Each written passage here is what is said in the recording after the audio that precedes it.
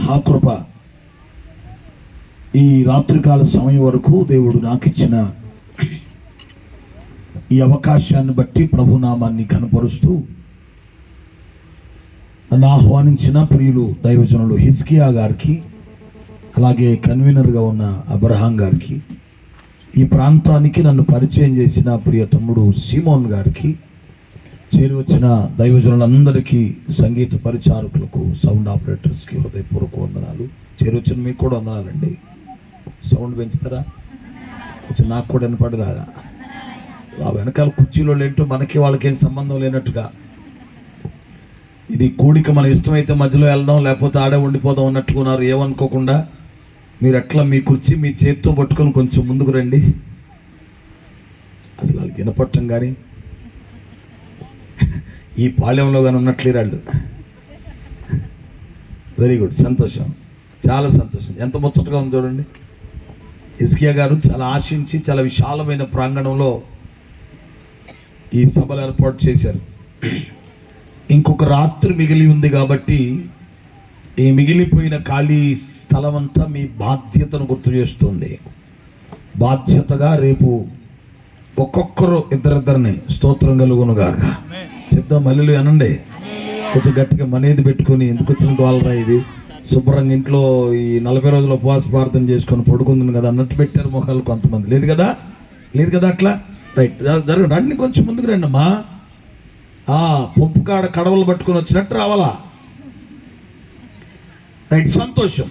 దేవుని అత్యంత శుభనామానికి మహిమ చెల్లిస్తూ ఈ రాత్రి ఈ రీతిగా మీకు పరిచర్య చేయడానికి నాకు ప్రభు ఇచ్చిన అవకాశాన్ని బట్టి ప్రభు నామాన్ని మాత్రమే కనపరుస్తున్నాను. I feel this is great privilege which I got from the Lord to minister you by the word. దేవుని వాక్యాన్ని బట్టి మీకు వాక్య పరిచర్య చేయడానికి దేవుడు నాకు అవకాశం ఇచ్చాడు అని భావించి నేను ప్రభు నామాన్ని కనపరుస్తున్నాను.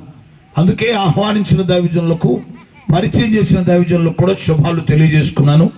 చేరి వచ్చిన మీ అందరికీ నిండైన వందనాలు తెలియజేస్తాను. It's been 9:30. సాధ్యమైతే మిమ్మల్ని 2 గంటలకో 3 గంటలకో వదిలే ఆలోచన ఉంది. హల్లెలూయా. ఏంటి హల్లెలూయాలో నిజంగా కనపట్లేదు మరి. నిజం, ఏ టైం అయినా పర్లేదు, 2 చేతులు తామేనండి. అలాంటి వాళ్ళు ఎవరైనా ఉంటే వెరీ గుడ్, అందరూ అలాగే ఉన్నారు. సో వాళ్ళ ఫీలింగ్ ఏంటంటే ఏదో మనం ఆమెనన్నంత మాత్రాన ఆయన సేఫ్ చెప్తాడు అంటవా. కాబట్టి మనం ఆమెనంటే ఏం పోయింది లేదు పొరపాటు అన్నట్టుగా కొంతమంది అనేసారు. ఎందుకంటే సేవకులంగా మా సంఘాల్లో మేము చూస్తాం, కానీ మీరు ఎంతమంది సేవకులను చూసి ఉంటారు కదా, ఎంతమంది సేవకులు వాళ్ళ అనుభవాలు చూసి ఉంటారు. సో ఏది ఏమైనా ఈ లోకంలో ఒక సబ్జెక్ట్, ఒక క్లాస్ వినాలి అంటే as per the human psychology 45 minutes or 1 hour is enough అని శాస్త్రవేత్తలు నిగ్గుదేల్చారు. వెంటనే మనకు కలగాల్సిన ఆలోచన ఏమనగా, మరి అలాగైతే 40 పగళ్ళు 40 రాత్రులు కొండ మీద మోసే వింటూనే ఉన్నాడే, అతను మనిషి కాదా అంటే మనిషే గాని మహిమగల దేవుని స్వరాన్ని కోరుకున్నవాడు. అది అవుననిపించినా నిజం అనిపించినా మీ నోట ఆమేననే మాట వినపడాలా, లేకపోతే 2 ఖాయం. స్తోత్రం కలుగును గాక.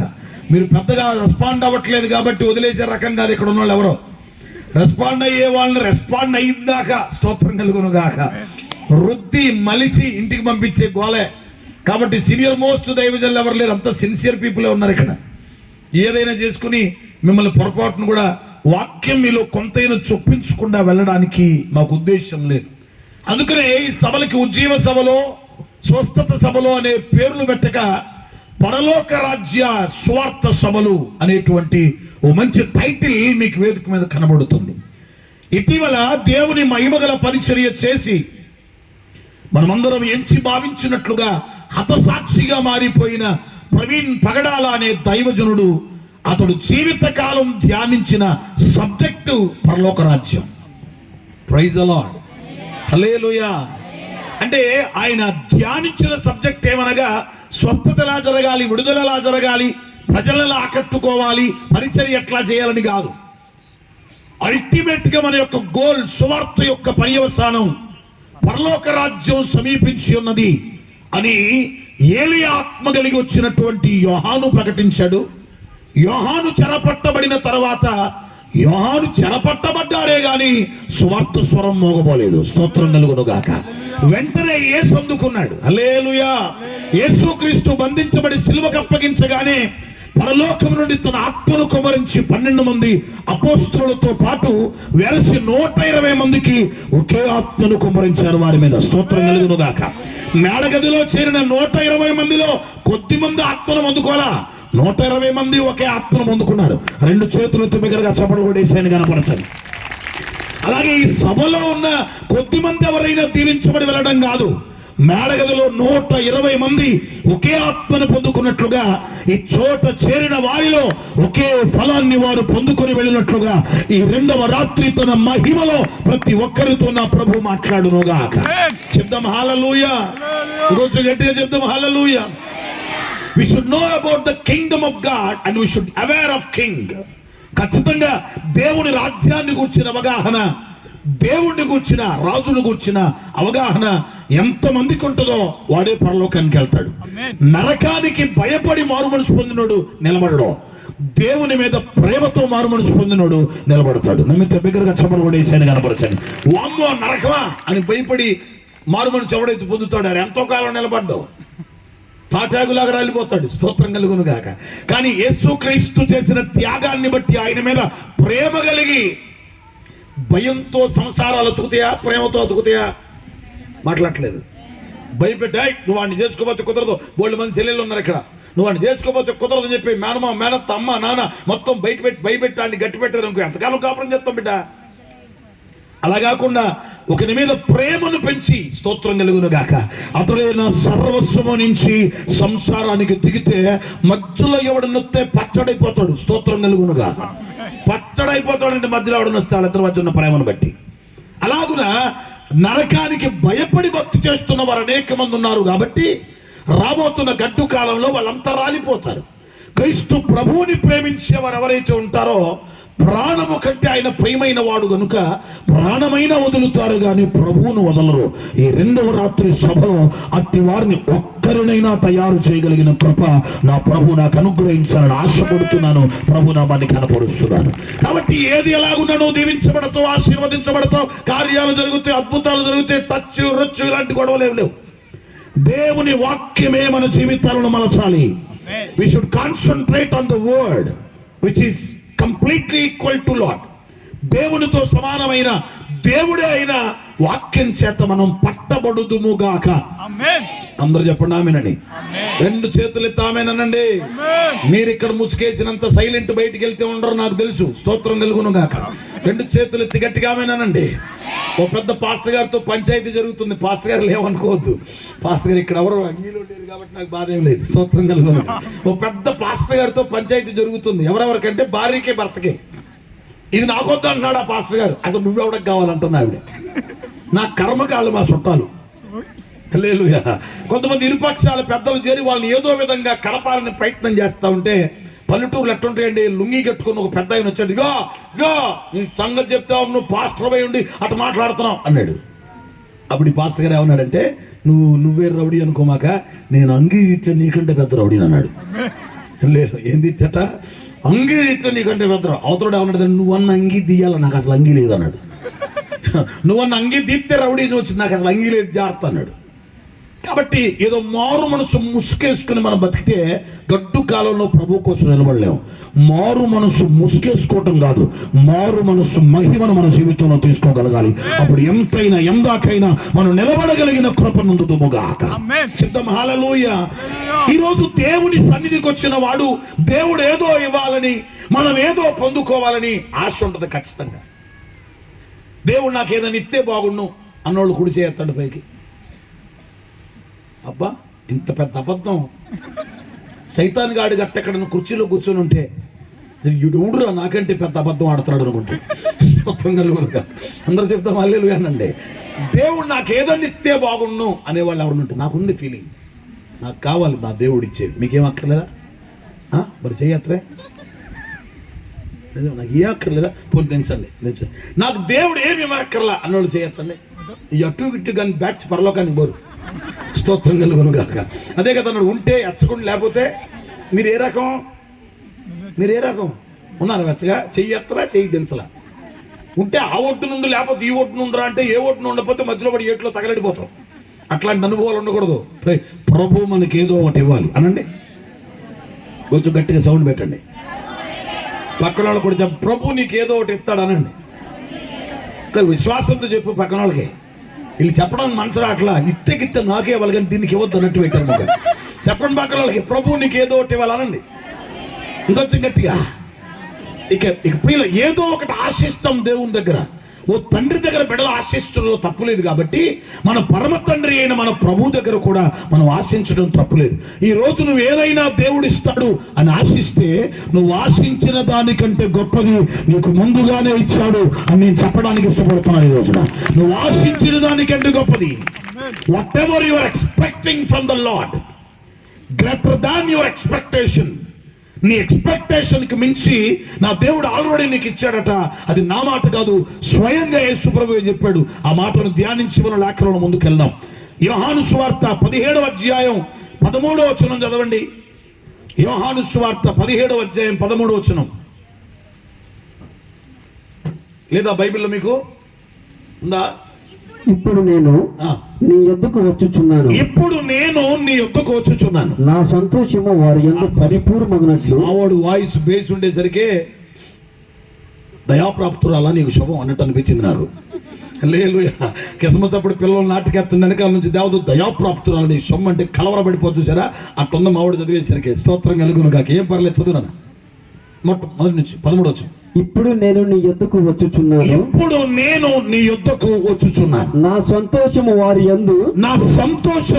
యందు పరిపూర్ణమగునట్లు లోకమందు ఈ మాట చెప్పుచున్నాను. వారికి నీ వాక్యం ఇచ్చి ఉన్నాను. ఆమె చెప్పండి అందరూ. కొంచెం గట్టిగా చెప్పండి. నా వైపు చూడండి. ఈ యేసుక్రీస్తు తండ్రితో మాట్లాడుతున్న మాట. ఇక మీరు బైబిల్ ఎత్తుకొద్దు, నా వైపే చూడండి. ఇక మీరు విలేకరులు అవ్వద్దు. స్తోత్రం కలుగును గాక.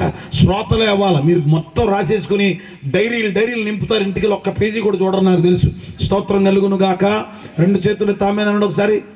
నా వైపు చూడండి ఒకసారి. యేసుక్రీస్తు తండ్రితో మాట్లాడుతున్న మాట. ఎవరెవరితో మాట్లాడుతున్నారు? ఓరి మీ నీరసం పడి చావా. 40 రోజులు ఫాస్టింగ్ చేస్తున్నట్టున్నారు మీరు. హల్లెలూయా. 40 రోజులు ఫాస్టింగ్కి నేను వ్యతిరేకం కాదు. 40 రోజులు మాత్రమే చేసే భక్తికి వ్యతిరేకం. స్తోత్రం కలుగును గాక. అర్థమవుతుందా? 40 రోజుల ఉపవాసానికి మేము వ్యతిరేకం కాదు. 40 రోజులు మాత్రమే భక్తి చేస్తారు చూసారా, ఆ బ్యాచ్కి వ్యతిరేకం. వాళ్ళు మారు మనసు పొందుతారు గాక. చెప్పండి హల్లెలూయా. యేసు తండ్రితో మాట్లాడుతున్నాడు అనండి. కొంచెం గట్టిగా. మీ పంపు కాడ కంపకాడ గొంతు గుర్తు తెచ్చుకున్నాను ఒకసారి. యేసు తండ్రితో మాట్లాడుతున్నాడు. అది గుర్తు తెచ్చుకుంటే తప్ప మనకు దోషి రాదు. హల్లెలూయా. యేసు తండ్రితో మాట్లాడుతున్నాడు. ఎవరి యేసు అంటే బైబిల్లో 3 యేసులు ఉన్నారు. బైబిల్లో 3 యేసులు ఉన్నారు. భూమి మీద యేసు పాదం, యేసు తలకాయ, యేసు పొట్ట అని పేరు పెట్టుకునే వాళ్ళంతా ఆ యేసులు కాదు. స్తోత్రం కలుగును గాక. మళ్ళీ చెప్తాం హల్లెలూయా. నాకు తెలిసిన పాస్టర్ గారు ఉన్నాడు, ఆయన పేరు యేసు పాదం.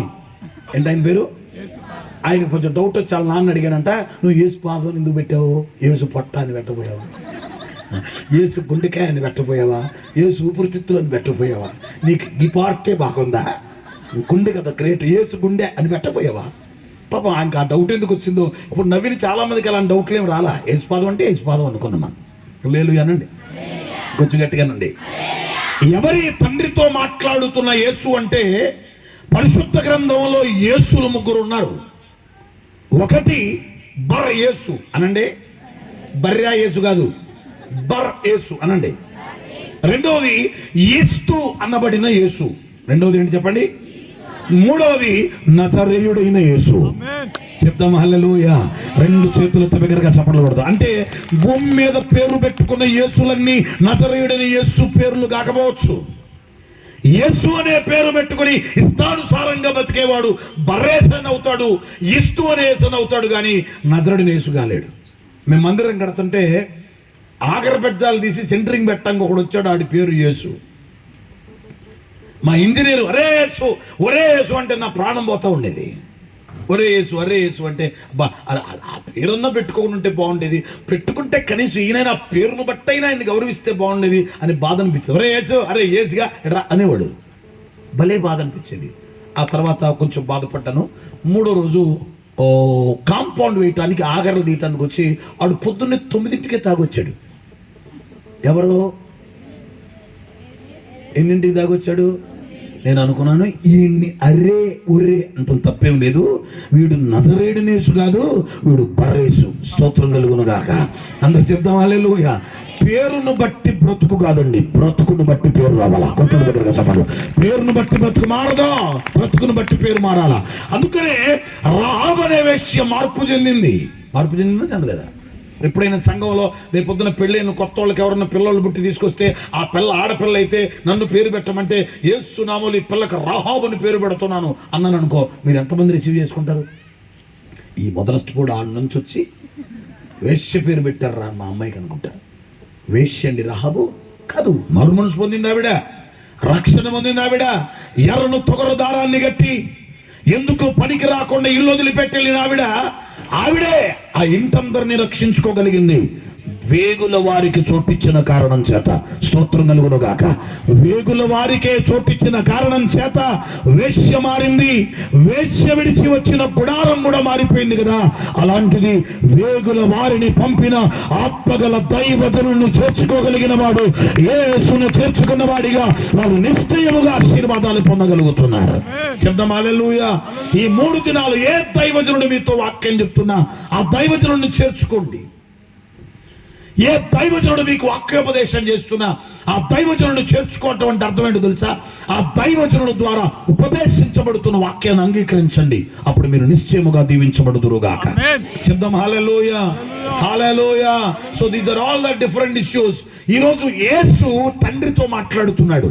ఎప్పుడైతే తన పని ముగించబడిందో, తనకు అప్పగించబడిన పని ముగించబడిందో, సమాప్తమైనది, నా ఆత్మని చేతికి అప్పగిస్తున్నాను అనే రోజులు సమీపంలోకి వచ్చేసాయో, ఈ యేసు అనే కుమారుడు తండ్రితో మాట్లాడుతున్నాడు. తండ్రి, నేను నీ యొద్దకు వచ్చుచున్నాను ప్రభువా, నా సంతోషం వీరి యందు పరిపూర్ణమగునట్లు. స్తోత్రం కలుగును గాక. నా సంతోషం కోసం నేనే సంతోషాన్ని కోరుతున్నానో ఈ సంతోషం వీరి యందు పరిపూర్ణమగునట్లుగా వాక్యము వీరికి ఇచ్చి వచ్చుచున్నాను అన్నాడు ఆయన. స్తోత్రం కలుగును గాక. అందరూ చెప్దాం హల్లెలూయా. అంటే యేసు ఏం కోరాడు అంటే స్వస్థత వల్ల సంతోషం కలగొచ్చు, విడుదల వల్ల సంతోషం కలగొచ్చు, ఆశీర్వాదం వల్ల సంతోషం కలగొచ్చు. కానీ ఇవేవి సంపూర్ణ సంతోషాన్నివో. సంపూర్ణ సంతోషాన్ని ఇచ్చేది వాక్యమే అని యేసు నమ్మాడు. కాబట్టి రోగం పోతే ఈరోజు సంతోషిస్తారు, మళ్ళీ వస్తే బాధపడతారు.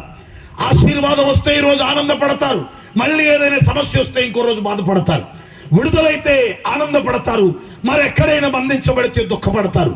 ఇవన్నీ సంతోషాన్ని, తాత్కాలిక ఉపశమనాన్ని, సంతోషాన్ని కలిగించవచ్చు. కానీ నేను వారికి సంపూర్ణమైన సంతోషాన్ని ఇవ్వాలనుకుంటున్నాను. ఎవడు దొంగిలించలేని సంతోషాన్ని ఇవ్వాలనుకుంటున్నాను. అందుకని వారికి ఏమి ఇవ్వాలని ఆలోచిస్తే వాక్యం ఇవ్వాలని ఆలోచన నాకు వచ్చింది. ఈ వాక్యాన్ని వారికి ఇచ్చి వస్తున్నాను అన్నాడు. కొట్టండి బిగ్గరగా చెప్పండి, ఇంకొంచెం గట్టిగా హల్లెలూయా. ఈరోజు ఎంతమంది దగ్గర వాక్యం ఉంది? మీ బైబిల్ పైకి తీసి ఆమేన్ అని పలకండి ముచ్చటగా. మీ బైబిల్ పైకి ఎంతమంది దగ్గర వాక్యం ఉంది చెప్పండి. ఇది నువ్వు కొనుక్కున్న వాక్యం కాదు, ఇది నీకు ఎవరో గిఫ్ట్గా ఇచ్చిన వాక్యం కాదు. యేసుక్రీస్తు అంటున్నాడు, నా సంతోషం వీరిలో పరిపూర్ణం అవడానికి ఈ వాక్యం వారికి ఇచ్చి వెళ్తున్నాను అన్నాడు. అనగా నీ దగ్గర ఉన్న వాక్యం ఎవరిదో తెలుసా? సాక్షాత్తు యేసుక్రీస్తు నీకు ఇచ్చి వెళ్ళిన వాక్యం. నువ్వు ఒకవేళ వాక్యాన్ని ధ్యానించడం అలక్ష్యం చేస్తే, వాక్యాన్ని చదవడం నిర్లక్ష్యం చేస్తే, యేసు నీకు ఇచ్చిన దాన్ని నిర్లక్ష్యం చేస్తున్నావు. నువ్వు బాగా కోరుకున్న ఒక వ్యక్తి గిఫ్ట్ ఇచ్చాడు అనుకో, గిఫ్ట్ ఇచ్చినోడు మీ ఇంటికి వచ్చాడు అనుకో, ఆడొచ్చింటే ఇంకా గిఫ్ట్ పూచిపట్టి ఉందనుకో, ఎట్లుంటుంది అవుతున్నాడు ఫీలింగ్? అసలు ఈ మొదనష్టపదానికి ఇవ్వకపోతేనే బాగుండేది అన్నట్టు. నేను అంతా కష్టపడి, ఈ మధ్య భార్య భర్తలు ఇద్దరు మధ్య గొడవ వస్తుంది, లైవ్ వెళ్తుందా తమ్ముడా? మంచిది నాన్న, సంతోషం, వందన. కొన్ని నెలలు కూడా మరి ఏం చేస్తాం? భార్యాభర్తల మధ్య గొడవ జరుగుతుంటే భార్య అంటుంది, ఈయనకి కష్టపడి ఎక్కడో ఉన్నవాడికి నేను 10,000 రూపాయలు ఖర్చు పెట్టి వాచ్ కొనిస్తే 1,500 నా కోసం ఖర్చు పెట్టడానికి చచ్చిపోయాడు అన్నాడు భార్య భర్తని. అంటే గిఫ్ట్కి ఎంత విలువ ఉందో వాళ్ళ లైఫ్లో చూడండి. నేను ఇంత గొప్పది ఇస్తే 1500 ఇచ్చాడు నాకు, అది నా మీద ప్రేమ లేదు అంటుంది. ఏమి లేదంట? ప్రేమ తెలుసా? లేదంటది, లేదంట. ఇప్పుడు ప్రభు అన్నాడు, నేను నా సంతోషం వీరి యందు పరిపూర్ణం అవ్వడానికి తండ్రి నేను నీ దగ్గరకు వస్తున్నాను, నీ దగ్గరికి రావటానికి ముందు వాక్యం అంతా వీళ్ళ చేతిలో పెట్టొస్తున్నాను ప్రభు అని తండ్రితో యేసుక్రీస్తు మాట్లాడుతున్నాడు. ఈ రోజున యేసుక్రీస్తు సంతోషం నీలో పరిపూర్ణం కావాలంటే, if you want to make your lord happy, నీ దేవుడిని నువ్వు సంతోషపెట్టాలంటే ఆయనకి ఏది ఇచ్చి వెళ్ళాడో అది నిర్లక్ష్యం చేయకుండా, ఏది ఇచ్చి వెళ్ళాడో అది అలక్ష్యం చేయకుండా, ఏది నీ చేతికి అందించి వెళ్ళాడో ఏ రోజు దాన్ని అలక్ష్యం చేయకుండా దాన్ని ధ్యానించడం, దాని ప్రకారం బ్రతకడం నీకు ఎప్పుడైతే అలవాటు అవుతుందో రాగల దినాలలో దైవికమైన విజయాన్ని పొందే వ్యక్తివి నీవు అగుదువుగాక. శబ్దం హల్లెలూయా. ఏ వాక్యాన్ని ఇచ్చాడు? ఏ దేవుడు తన నోటి మాటతో సమస్తాన్ని సృజించాడో ఆ మాటనిచ్చాడు. ఏ దేవుడు సృష్టిని రీకన్స్ట్రక్ట్ చేశాడో ఆ మాటనిచ్చాడు. ఏ దేవుడు అద్భుతాలు జరిగించుకుంటూ వచ్చాడో, ఏ దేవుడు మోసే ద్వారా ఇశ్రాయేలుతో సాగిపొమ్మని పలికించాడో ఆ దేవుడు వాక్యాన్ని యేసుక్రీస్తు ప్రభు ద్వారా మనం పొందుకున్నాం. ఈ రోజున బోధ వినడానికే పరిమితమైపోయి వాక్యం ధ్యానించడానికి సమయం లేని వారితో నా ప్రభు తేటగా మాట్లాడని ఆశపడుతున్నాడు. We are all carrying the Holy Bible, but we don't have the time to read the Holy Bible. మనం అందరం బైబిల్ మోస్తున్నాం కానీ బైబిల్ని చదవడానికి మన దగ్గర టైం లేదు. మనందరి దగ్గర విలువైన బైబిల్ ఉన్నాయి కానీ ప్రతిరోజు దేవుడు నాకు ఈ వాక్యాన్ని ఇచ్చాడు, యేసుక్రీస్తు నా వాక్యాన్ని ఇచ్చాడు, నాకు యేసుక్రీస్తు ఇవ్వటమే కాకుండా నేను ఇస్తున్నాను అని తండ్రికి చెప్పి వెళ్ళిపోయాడు. ఈ వాక్యం నేను నిర్లక్ష్యం చేస్తే నాకు ఎలా సంతోషం వస్తుంది, నాకు ఎలా ఆశీర్వాదం వస్తుంది, నేను ఎలా దీవించబడతాను అనేటువంటి స్పృహ కోల్పోయిన వ్యక్తిగా ఈ రోజున ప్రపంచంలో అత్యధికంగా ముద్రించబడిన గ్రంథం పరిశుద్ధ గ్రంథమే అయినా క్రైస్తవులలో పరిశుద్ధ గ్రంథ ధ్యానం అలక్ష్యం చేయబడుతుంది. క్రైస్తవ నాయకులలో, సేవకులలో, మాబోటి బోధకులలో, సువార్థికులలో ప్రసంగాలు పెరిగాయి కానీ పఠనం తగ్గింది, బోధ పెరిగింది కానీ ధ్యానం తగ్గింది. బైబిల్ మోసుకొని వచ్చే వాళ్ళ సంఖ్య రోజు రోజుకి పెరుగుతోంది కానీ ఒక్క 10 నిమిషాలు బైబిల్లో ముఖం పెట్టి జీవితాన్ని అద్దంలో చూసుకున్నట్టుగా వాక్యంలో దిద్దుకునే వాడి జీవితాలు చాలా తక్కువ ఉన్నాయి.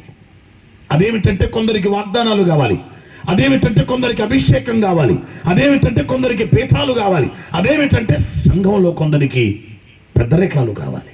వీటి మీద ఆశ వ్యామోహాలు పెంచుతున్నారు కానీ చేతిలో ఏసే ఇచ్చి వెళ్ళిన వాక్యాన్ని ధ్యానించేవారు తక్కువ ఉన్నారు. అంతెందుకు సూటిగా మిమ్మల్ని ఒక ప్రశ్న అడుగుతున్నాను. ఈరోజు నేను అరగంట కనీసం వాక్యం చదివాను అన్నోళ్ళు చేయొద్దండి. ఏ సభలోనైనా ఏ సంఘములోనైనా ఈ ప్రశ్నకు తేలిపోయే జవాబులే. భక్తులెవరు అని అందరూ చేతులు ఎత్తుతారు. ఇవాళ నేను ప్రార్థన చేసుకున్నాను అన్నోళ్ళు చేయొద్దండి. ఎత్తండి.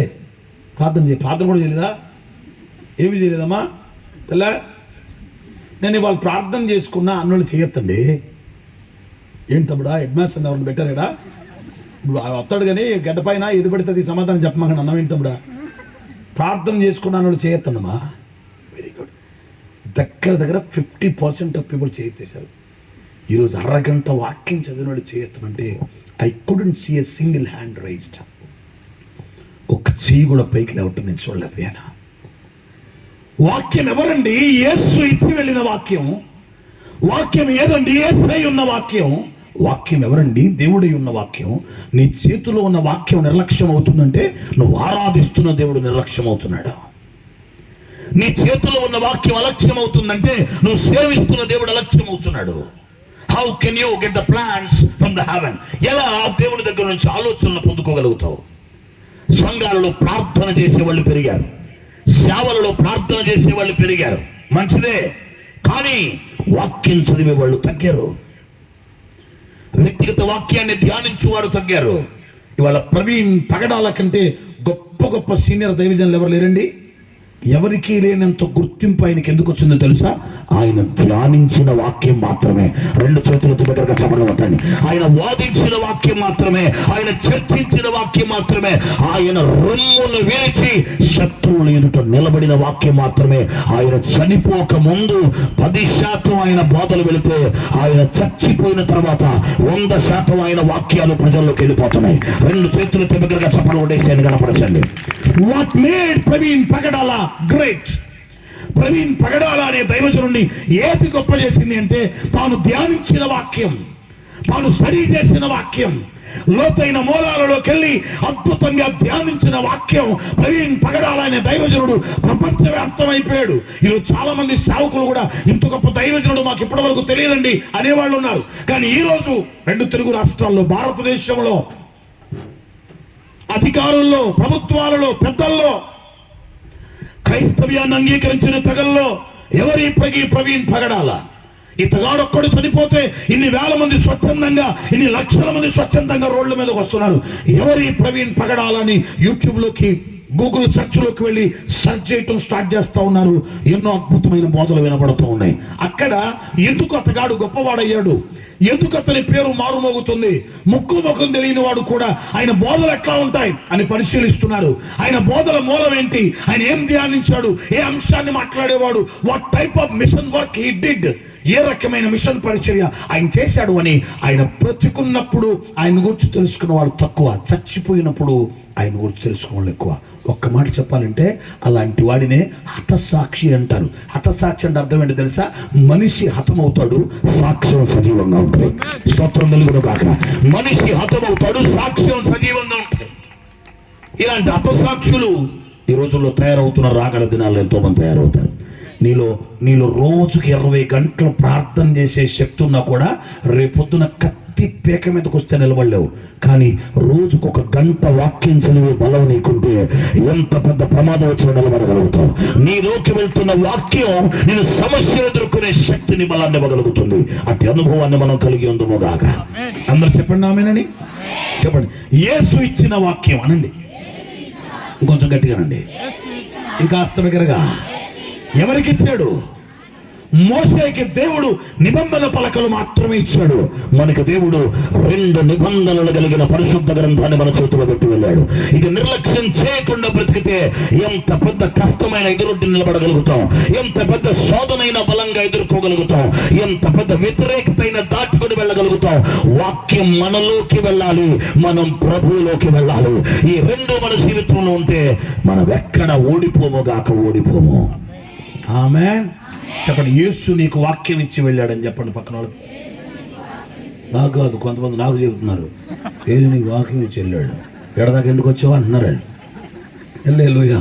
ఆ పక్క ఈ పక్క చెప్పండి, యేసు నీకు వాక్యం ఇచ్చి వెళ్ళాడనని ఇంకొంచెం గట్టిగా. కొంతమంది ఏమనుకున్నారంటే, మాకెవరైనా ఫ్రెండ్ గిఫ్ట్ ఇస్తే అన్నా దానికి అసలు బూజు పట్టకుండా పొద్దున్న ఒకసారి, మధ్యాహ్నం ఒకసారి, సాయంత్రం దులిపాడ పెడతా ఉన్నా. అట్ట పెట్టే బ్యాచ్ మారుదురు గాక. హల్లెలూయా. ఇంకొంచెం గట్టిగానండి, ఇంకొంచెం గట్టిగానండి, ఇంకొంచెం గట్టిగా. ఆదికాండం 15వ అధ్యాయం 1వ వచనం. ఆదికాండం 15వ అధ్యాయం 1వ వచనంలో ఇది జరిగిన తరువాత, ఏమి జరిగిన తర్వాత అట్ట అడుగుతావు అనుకోండి, నేను చదివేవాడిని కదండి అంట. స్తోత్రం కలుగును గాక. హల్లెలూయా. అనగా అబ్రాహామును దేవుడు పిలిచాక, పిలుపు తగినట్టుగా ఆయన ప్రయాణం మొదలు పెట్టాక, ఈ మధ్య ఎక్కడో నర్సరావుపేటలో వాక్యం చెప్తున్నాను నేను, నోవాహు అట్లు చేశాను అని ఉంది అక్కడ. నోవాహు ఏం చేశాడట? నోవాహు అట్లు చేసినాను. ఒక పాస్టర్ గారు అమ్మాయి చదివింది పెద్దగా. నేను వెంటనే అన్నాను, నోవాహు ఏం చేశాడు అన్నాను. అట్లు అంది. మరి చట్నీ ఎవరు చేశాడు అన్నాను. అప్పుడు ఇంకొక ఆవిడ అంటాడు, ఇదండి ఒక చోట బైబిల్ టెస్ట్ జరుగుతుంటే అక్కడ ప్రశ్న వేశారండి, నోవా ఏం చేశాడంటే, నోవా అట్లు చేశాడని రాసింది లోపల. నోవా ఏం చేశాడు, వాడగట్టాడని రాయాల్సింది పోయి నోవా ఏం చేశాడు అట్లు. ఈ పిల్ల మళ్ళీ వాదిస్తుందంటే వెళ్ళి, నోవా అట్లు చేశాడన్నా, బైబిల్లో లేదా, బైబిల్లో లేదా, నువ్వు మార్క్ ఎందుకు అయ్యో అంటున్నాడు. ఇప్పుడు అట్లు చపాతీలు చేయటం కాదు. స్తోత్రం కలుగును గాక. హల్లెలూయా. ఇవి జరిగిన తర్వాత, ఏమి జరిగిన తర్వాత, అబ్రాహాము దేవుని చేత పిలువబడిన తర్వాత, గమ్యమేదో తెలియకుండానే ప్రయాణం మొదలుపెట్టిన తర్వాత, దేవుడు ఆధారం లేని వాగ్దానం చేసినప్పుడు మాట్లాడిన వాడు దేవుడు కనుక అది నమ్మి నీతివంతుడుగా తీర్చబడిన తర్వాత, ప్రయాణమై సాగుతుండగా 75 ఏళ్ల వయసులో దేవుడు సేవకు పిలిచాడు. ఎన్ని ఏళ్ల వయసులో? ఇంకొంచెం గట్టిగా. 75 అంటే పెన్షన్ వచ్చే వయసు. స్తోత్రం కలుగును గాక. అప్పటికి పెన్షన్ 15 ఏళ్ల నుంచి తీసుకుంటున్నాడు. హల్లెలూయా అనండి గట్టిగా. ఇంకొంచెం గట్టిగా చెప్పండి. 75 ఏళ్ళప్పుడు సేవకు పిలిస్తే నేను రాను, నా వల్ల ఏమైంది, నేనేం చేస్తా ప్రభువా అన్నాడా? అల్లా బయలుదేరిపోయాడు అంతే.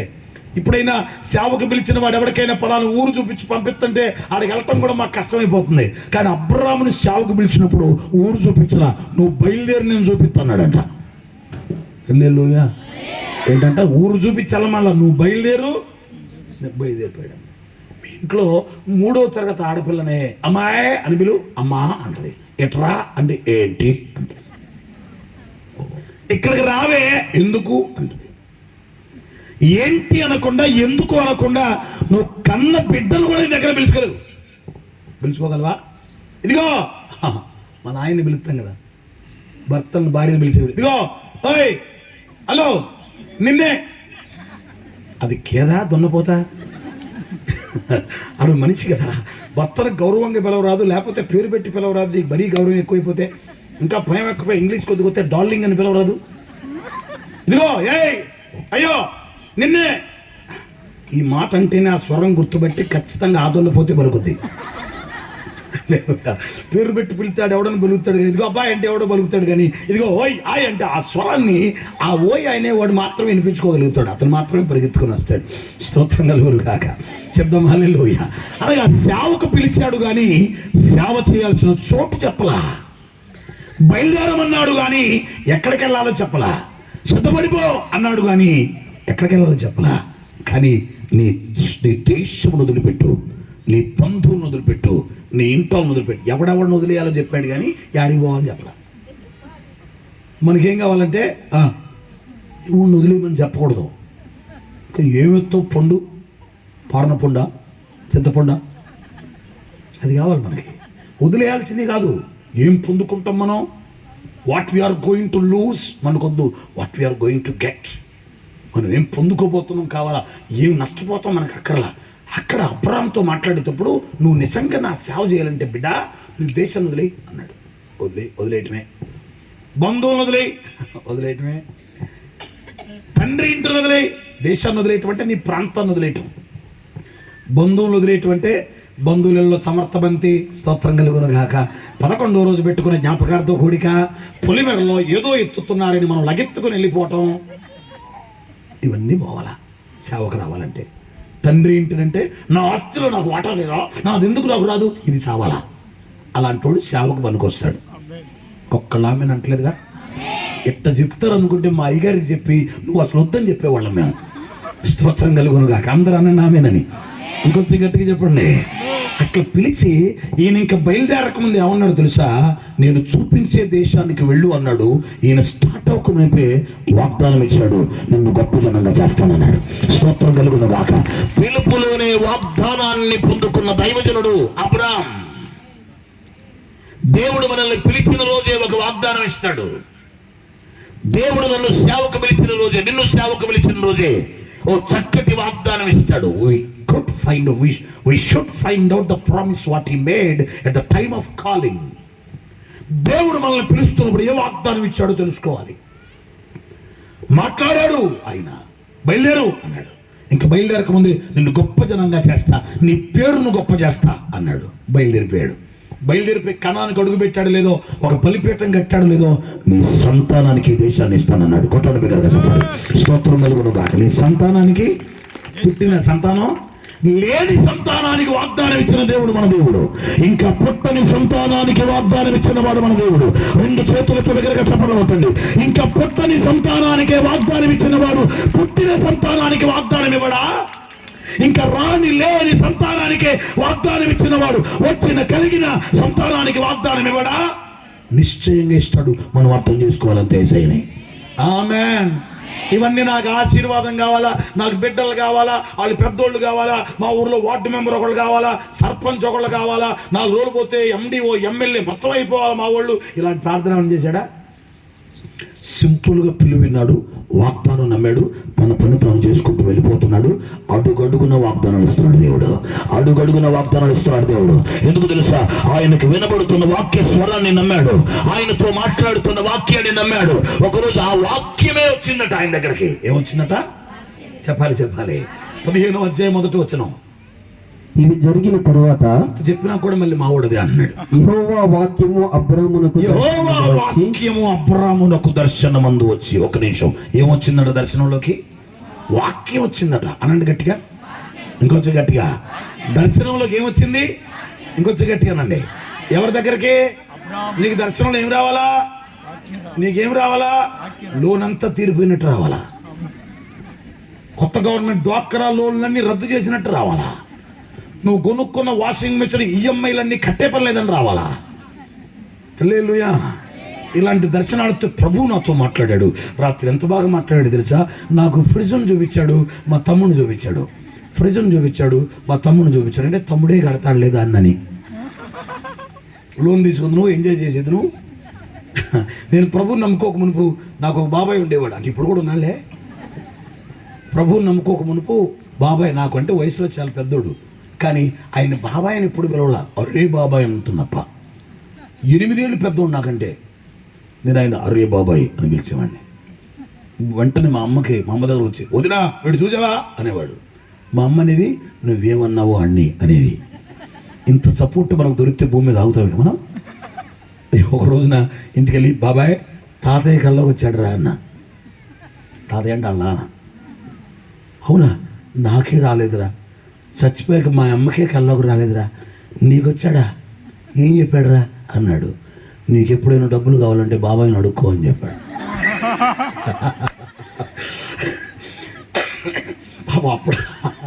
అప్పటిదాకా నిజంగా నాన్న కల్లోకి వచ్చాడని, ఏదో వీడికి చెప్పుంటాడని నేను అడిగినా నా కల్లోకి రాట్లా. అంత ప్రాణంగా ప్రేమించిన మా అమ్మ కల్లో కూడా రాట్లా. వీడి కల్లోకి వచ్చాడు మా నాన్న శాంతయ్య అని చెప్పేసి అని నా వైపు చూస్తుంటే, నాకు ఎప్పుడు డబ్బులు అవసరం, నిన్నే అడుక్కోమన్నాడు రా. ఈ దెబ్బకి ఆడిక నోరు మూసుకోవాల్సిన నువ్వు అసలు అన్నాడు. హల్లెలూయా. ఇట్లాంటి దర్శనాలు వచ్చాయి నాకు చిన్నప్పుడు. స్తోత్రం కలుగునుగాక. ప్రభు సన్నిధిలోకి, దేవుని పిలుపులోకి వచ్చిన తర్వాత వాక్యము తప్ప మరొక దర్శనం లేదు, ఉపదేశము తప్ప మరొక దర్శనం లేదు. వాక్యములు సంఘాన్ని ఉదక స్నానము చేయించడం తప్ప మరొక దర్శనమే లేదు. యేసు నామములో వాక్యము అబ్రాము దగ్గరకు వచ్చింది. ఆ వాక్యమే నిన్న మీ దగ్గరకు వచ్చింది, ఏ రోజు మీ దగ్గరకు వచ్చింది, రేపు మీ దగ్గరకు రాబోతుంది. ప్రతి ఆదివారం ఒక దైవజనుడిలో నుంచి వాక్యం మీ దగ్గరకు వస్తుంది. అది మీకు దేవుడు ఆల్రెడీ ఇచ్చిన వాక్యమే. దాన్ని గుండెలోకి తీసుకోగలిగితే అద్భుతమైన వాగ్దానాలు పొందుకొని వెళుతురుగాక. చెప్పండి ఆమేనని. దేవుణ్ణి వాక్యం అడగండి, వాగ్దానాల సంగతి దేవుడు చూసుకుంటాడు. దేవుణ్ణి పిలుపడగండి, వాగ్దానాల సంగతి దేవుడు చూసుకుంటాడు. కానీ మన వాగ్దానాలు ప్రవచనం పెట్టవా, 4 ఇడ్లీలు పెట్టవా అన్నట్టు అడిగిద్దు ఆవిడ. ప్రవచనం పెట్టడమే నాకు అర్థమైంది కాదు. నువ్వు ప్రవచనం చెప్పుకొని అవతలోడి దగ్గరికి వెళ్ళిపోయావా, లేనిపోని ప్రవచనాలు వచ్చేస్తాయి అంతే. చిలక ప్రశ్న, జాతకం, జరిగినవి చెప్తాం, జరగబోయేవి చెప్తాం అని రోడ్డమ్మట ఎవడన్నా తిరుగుతుంటే, ఇదిగో బాబు రా అంటే నీ గురించి చిలక ఏం చెప్పట్లా అన్నోడు ఎవడన్నా చరిత్రలో ఉన్నాడా? మాట్లాడరా? చిలక ఏం చెప్పట్లా నీ గురించి అన్నోడు ఉన్నాడు చరిత్రలో? నువ్వు ప్రవచనం అడిగితే చెప్పకుండా వెళ్ళేవాడు ఊళ్ళేడు. స్తోత్రం కలుగునుగా. అందరూ చెబుతాం హల్లెలూయా. నువ్వు ప్రవచనం పెట్టంటే ఏదో ఒకటి పెట్టి వెళ్తాడు, నీ నెత్తి మీద సీఎట్టి వెళ్తాడు. స్తోత్రం కలుగునుగాక. నేను అంటాను, నువ్వు వాక్యాన్ని కరెక్ట్గా వింటా ఉండు. వాక్యము దానంతటదే ప్రవచనంగా నీతో మాట్లాడుతుంది. విశ్వాసము వలన వారు వాగ్దానాలు పొందారట. వాక్యం వింటున్నప్పుడు ఈ వాగ్దానం నాది అని విశ్వసించి వెళ్ళిపో, అదే నీకు ప్రవచనం అవుతుంది. ఈ అనుభవాలు కావాలి మనకి. Word it self it's a ప్రొఫెసీ. వాక్యము దానంతటది ప్రవచనమై ఉన్నది. మాట్లాడలేదు హల్లెలూయా అనండి. మరి ఇంతమంది ప్రవచనాలు చెప్పేవాళ్ళు ఎందుకని అబ్రాహాము చెప్పలేపాడు దేవుడు? అబ్రాహాంకి ఊరు అడ్రస్ గూగుల్ మ్యాప్ ఇచ్చేసి, గూగుల్ మ్యాప్ పెట్టేసుకో మా వాడు చెప్పాడు పాపం 2 సార్లు పెట్టాడు గూగుల్ మ్యాప్ ఇవ్వాలి నాకు. స్తోత్రం కలిగి ఆడ తప్పిపోతాను. అట్టప్పటికి తప్పిపోయి ఒక ఊళ్ళోకి వెళ్ళిపోయాను. తప్పుడా సిమెంట్ రోడ్లు కారు టర్నింగ్ అవ్వని ప్రాంతం వచ్చేది. ఇక్కడ తప్పిపోయాను, మళ్ళీ రివర్స్ చేసుకుని వెనక్కి వచ్చాం. అదొక 20 నిమిషాలు. ఆడెవడో లారీ, అదొక 10 నిమిషాలు. మొత్తం మీద ఎక్కడికొచ్చాం. ఇంత ఆలస్యం కారణం నా వెనకాల వచ్చిన బ్యాచ్ని దేవుడు ప్రేమిస్తున్నాడు. స్తోత్రం కలుగునుగాక. చెప్దాం హల్లెలూయా. నా ముందు వచ్చిన బ్యాచ్ని ప్రేమిస్తున్నాడు, నా వెనకాల వచ్చిన బ్యాచ్ని ఇంకా ప్రేమిస్తున్నాడు దేవుడు. వాళ్ళ కోసం మీ అందరిని కూర్చోబెట్టి, వాళ్ళు ముఖ్యమంత్రులు, ప్రధానమంత్రులు, మీరు కానిస్టేబుల్ అంతే. హల్లెలూయా. వాళ్ళ కోసమే ఈసారి బాగా లేటుకు వచ్చేవాళ్ళు మైక్ ఇచ్చి వాళ్ళ వాక్యం చెప్పేది నువ్వే అని చెప్పండి తిరుగులేదు. రేపు ఎవరైనా లేటుకు వస్తే మైక్ ఇచ్చాను కృపాకరణ కాసేపు కూర్చోబెట్టండి, ఇవాళ వాక్యం నువ్వే లాస్ట్లో వచ్చావు కదా అని చెప్పండి. హల్లెలూయా అనండి గట్టిగా. వందనాలు చెప్పండి పక్కన వాళ్ళకి, చెప్పండి అటు ఇటు చెప్పండి. స్తోత్రం కలుగును గాక. అబ్రాముకు దర్శనం అని ఏమొచ్చిందంట బిడ్డ? వాక్యం వచ్చిందట. ఏమొచ్చిందట? అబ్రాముకు దర్శనమందు వాక్యం వచ్చింది, కానీ నీ చేతులు పెట్టి యేసుక్రీస్తు ప్రభు. రెండు చేతులు దగ్గరగా చమలు కొట్టండి. ఆయనకైనా దర్శనంలో వచ్చింది వాక్యం, కానీ యేసు అంటున్నాడు వీరికి నీ వాక్యం ఇచ్చి వస్తున్నాను, నా సంతోషం వీరిలో పరిపూర్ణం అవ్వాలా. దర్శనాలలో వాక్యం ఇచ్చే రోజులు పోయినాయి, నేరుగా నీ గుండెల్లోకి పెట్టాలనుకున్నాడు వాక్యం. ఆమేన్. రేపొద్దున్న బైబిల్ మూతబడినా, మందిరాలు మూతబడినా, సేవలు ఆగిపోయినా గుండెలో మండుతున్న వాక్యాన్ని దాచుకున్న వాడు భక్తి చేయగలుగుతాడు. గుండెలో మండుతున్న వాక్యాన్ని దాచిపెట్టుకున్న వాడు భక్తి చేయగలుగుతాడు. యేసు నామములో ఎంత దినాలు కట్టి అనుభవాలు మనం కలిగి ఉందుముగాక. ఆమేన్. చదువునా అబ్రామా భయపడకుము. కొంచెం మూతి కొంచెం దూరం పెట్టుకో మైగా, నాకు భయం వేస్తుంది. అబ్రాహం సంగతి తర్వాత. హల్లెలూయా. అబ్రామా భయపడకుము. అది స్తోత్రం. ఇప్పుడు దేవత చదివినట్టుంది. చదువునా. భయపడకము, నేను నీకు కేడెము, నేను నీకు కేడం, నీ బహుమానం అత్యధికమగునని చెప్పాను. తర్వాత 4వ వచనం, యెహోవా వాక్యము అతని యొద్దకు వచ్చి. ఇతడు నీకు చాలనా? యెహోవా వాక్యం అనండి నాతో. యెహోవా వాక్యం అనండి. అతని యొద్దకు వచ్చి. ఇంకొంచెం గట్టిగా. ఎవరి యొద్దకు వచ్చింది? వాక్యం వచ్చింది. ఇప్పుడు మీ దగ్గరకు వచ్చింది ఏంటి? మాట్లాడట్లా. మీ ముందు కనపడే మనిషి ఎలాంటి వాడు, మొహం కూడా చూడమాకండి. స్తోత్రం కలుగును గాక. అందరు చెప్దాం హల్లెలూయా. మీరు అదే పనిగా చూస్తున్న కానించి, ఆటోగ్రాఫ్లు అడుగుతున్న కానించి, లేని పొంది ఒక్కొక్కడు యేసుప్రభు సింహాసనం కంటే పైకి వెళ్ళిపోతున్నాడు. దానికంటే పైకి వెళ్ళిపోయి పాపం కాళ్ళ కింద ఏమి నేల కనపడక డామ్ను పడిపోతాడు. లేదు అనండి గట్టిగా. మీ ముందు కదలాడుతున్న రూపాన్ని పక్కన పెట్టండి, మీ కొరకు తీసుకుని రాబడిన వాక్యాన్ని లక్ష్య పెట్టండి. మీ ముందు కదలాడుతున్న మనిషిని పక్కన పెట్టండి, వినబడుతున్న దేవుని స్వరాన్ని లక్ష్య పెట్టండి. అబ్రాము మాదిరి మీరు ఆశీర్వదించబడతారు. అబ్రాము మాదిరి వాగ్దానాలు పొందుకుంటారు. అబ్రాము మాదిరి సంతానం ఇంకా కలగక మునిపే వారిని గుర్చిన వాగ్దానాలు మీరు పొందుకుని వెళ్తారు. అట్టి కృప నెక్స్ట్ జనరేషన్ అయిన యవనస్తులకి కలుగునుగాక. యేసునామములో కలుగునుగాక. ఆమేన్. కొంచెం గట్టిగా. ఏమొచ్చింది అబ్రాము దగ్గరికి? ఏమిచ్చాడు యేసు ప్రభు? దేనితో సృష్టి చేయబడింది? వాక్యం. మరి మనం ఎక్కువ ఏం చేస్తున్నాం? ప్రార్థన మన అవసరాలు దేవునికి చెప్పుకునే విన్నపం. వాక్యం దేవుని హృదయం మనకు అర్థమయ్యే సాక్ష్యం. స్తోత్రం కలుగును గాక. మన విన్నపాలు వినవలే అన్నట్టుగా. స్తోత్రం కలుగును గాక. అన్ని బాధలు, అన్ని అప్లికేషన్లు మోకాళ్ళు ఏం చేస్తాం మనం? ప్రభువా ఈ రోజంతా కాపాడు. మన అవసరమే. స్కూల్కి కాలేజీకి టైంకి వెళ్ళేలాగా సహాయం చేయి. మన అవసరమే. గ్యాస్ పెద్దగా పట్టకుండా కృప చూపయ్యా. మన అవసరమే. హోంవర్క్ చేయనోడు కూడా ఇవాళ క్లాస్ టీచర్ హోంవర్క్ అడగకుండా సహాయం చేయడం. ఇంత దుర్మార్గమైన ప్రార్థన నశించును గాక. చెప్దాం హల్లెలూయా. ప్రభువా ఇవాళ రిలీజ్ సినిమా నాయన, మా హీరో సినిమా ప్రభువా, ఎట్టి పరిస్థితుల్లో నా సొక్కా జనకుండా టికెట్ దొరకాలి నాయన అని ప్రార్థన చేసేవాళ్ళు కూడా మారుదురు గాక. కొంచెం గట్టిగానండి. కొంచెం మా అమ్మకు బాగాలేదు, మా నాన్నకు జలుబు, మా అక్క లెగలేకపోతుంది, మా తాత కూర్చోలేకపోతున్నాడు, నిలబడలేకపోతున్నాడు, మా అమ్మకి నోటి మాటే కానీ కంటి చూపు లేదు ప్రభువా, ఏదో ఒకటి చెయ్యి. మొత్తం ఏగా మాట్లాడరే.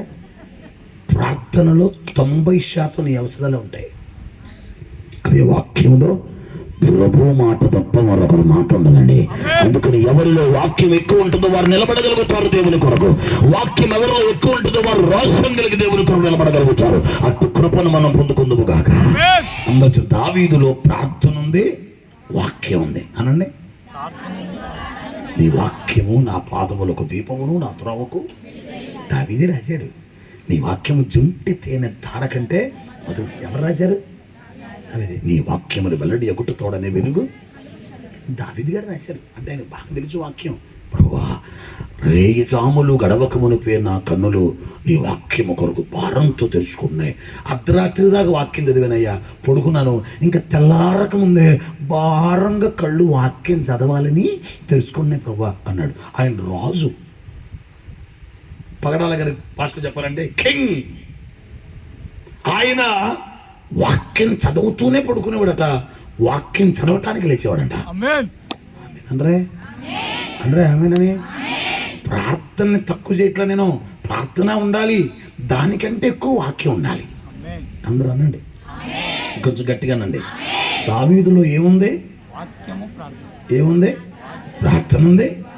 అందుకనే నాన్న గుర్తించకపోయినా ప్రార్థన చేస్తున్నాడు కాబట్టి, ఆ నాన్న ఉన్నాడు కాబట్టి బతికాడు. స్తోత్రం కలుగునుగాక. అన్నదమ్ములు లెక్క చేయకపోయినా, అమ్మో మీ ఇంట్లో ఒక్కడో ఇద్దరు అన్న చెల్లెలు ఉంటే ఆ నిన్ను తోసి పడేసి ఇంట్లో వ్యాపారాలు మొత్తం వాడికి అప్పచెప్పి నిన్ను గొడ్లగాడి పంపితే వాళ్ళ మీద ప్రేమ ఉంటుందా? పైన ముగ్గురోళ్ళేమో సైన్యంలోకి వెళ్ళారు, తర్వాత వాళ్ళు వ్యాపార వ్యవసాయాలు చూస్తున్నారు. ఆఖరోడు మాత్రం నువ్వు గొర్రెలు కాసుకో అన్నారు.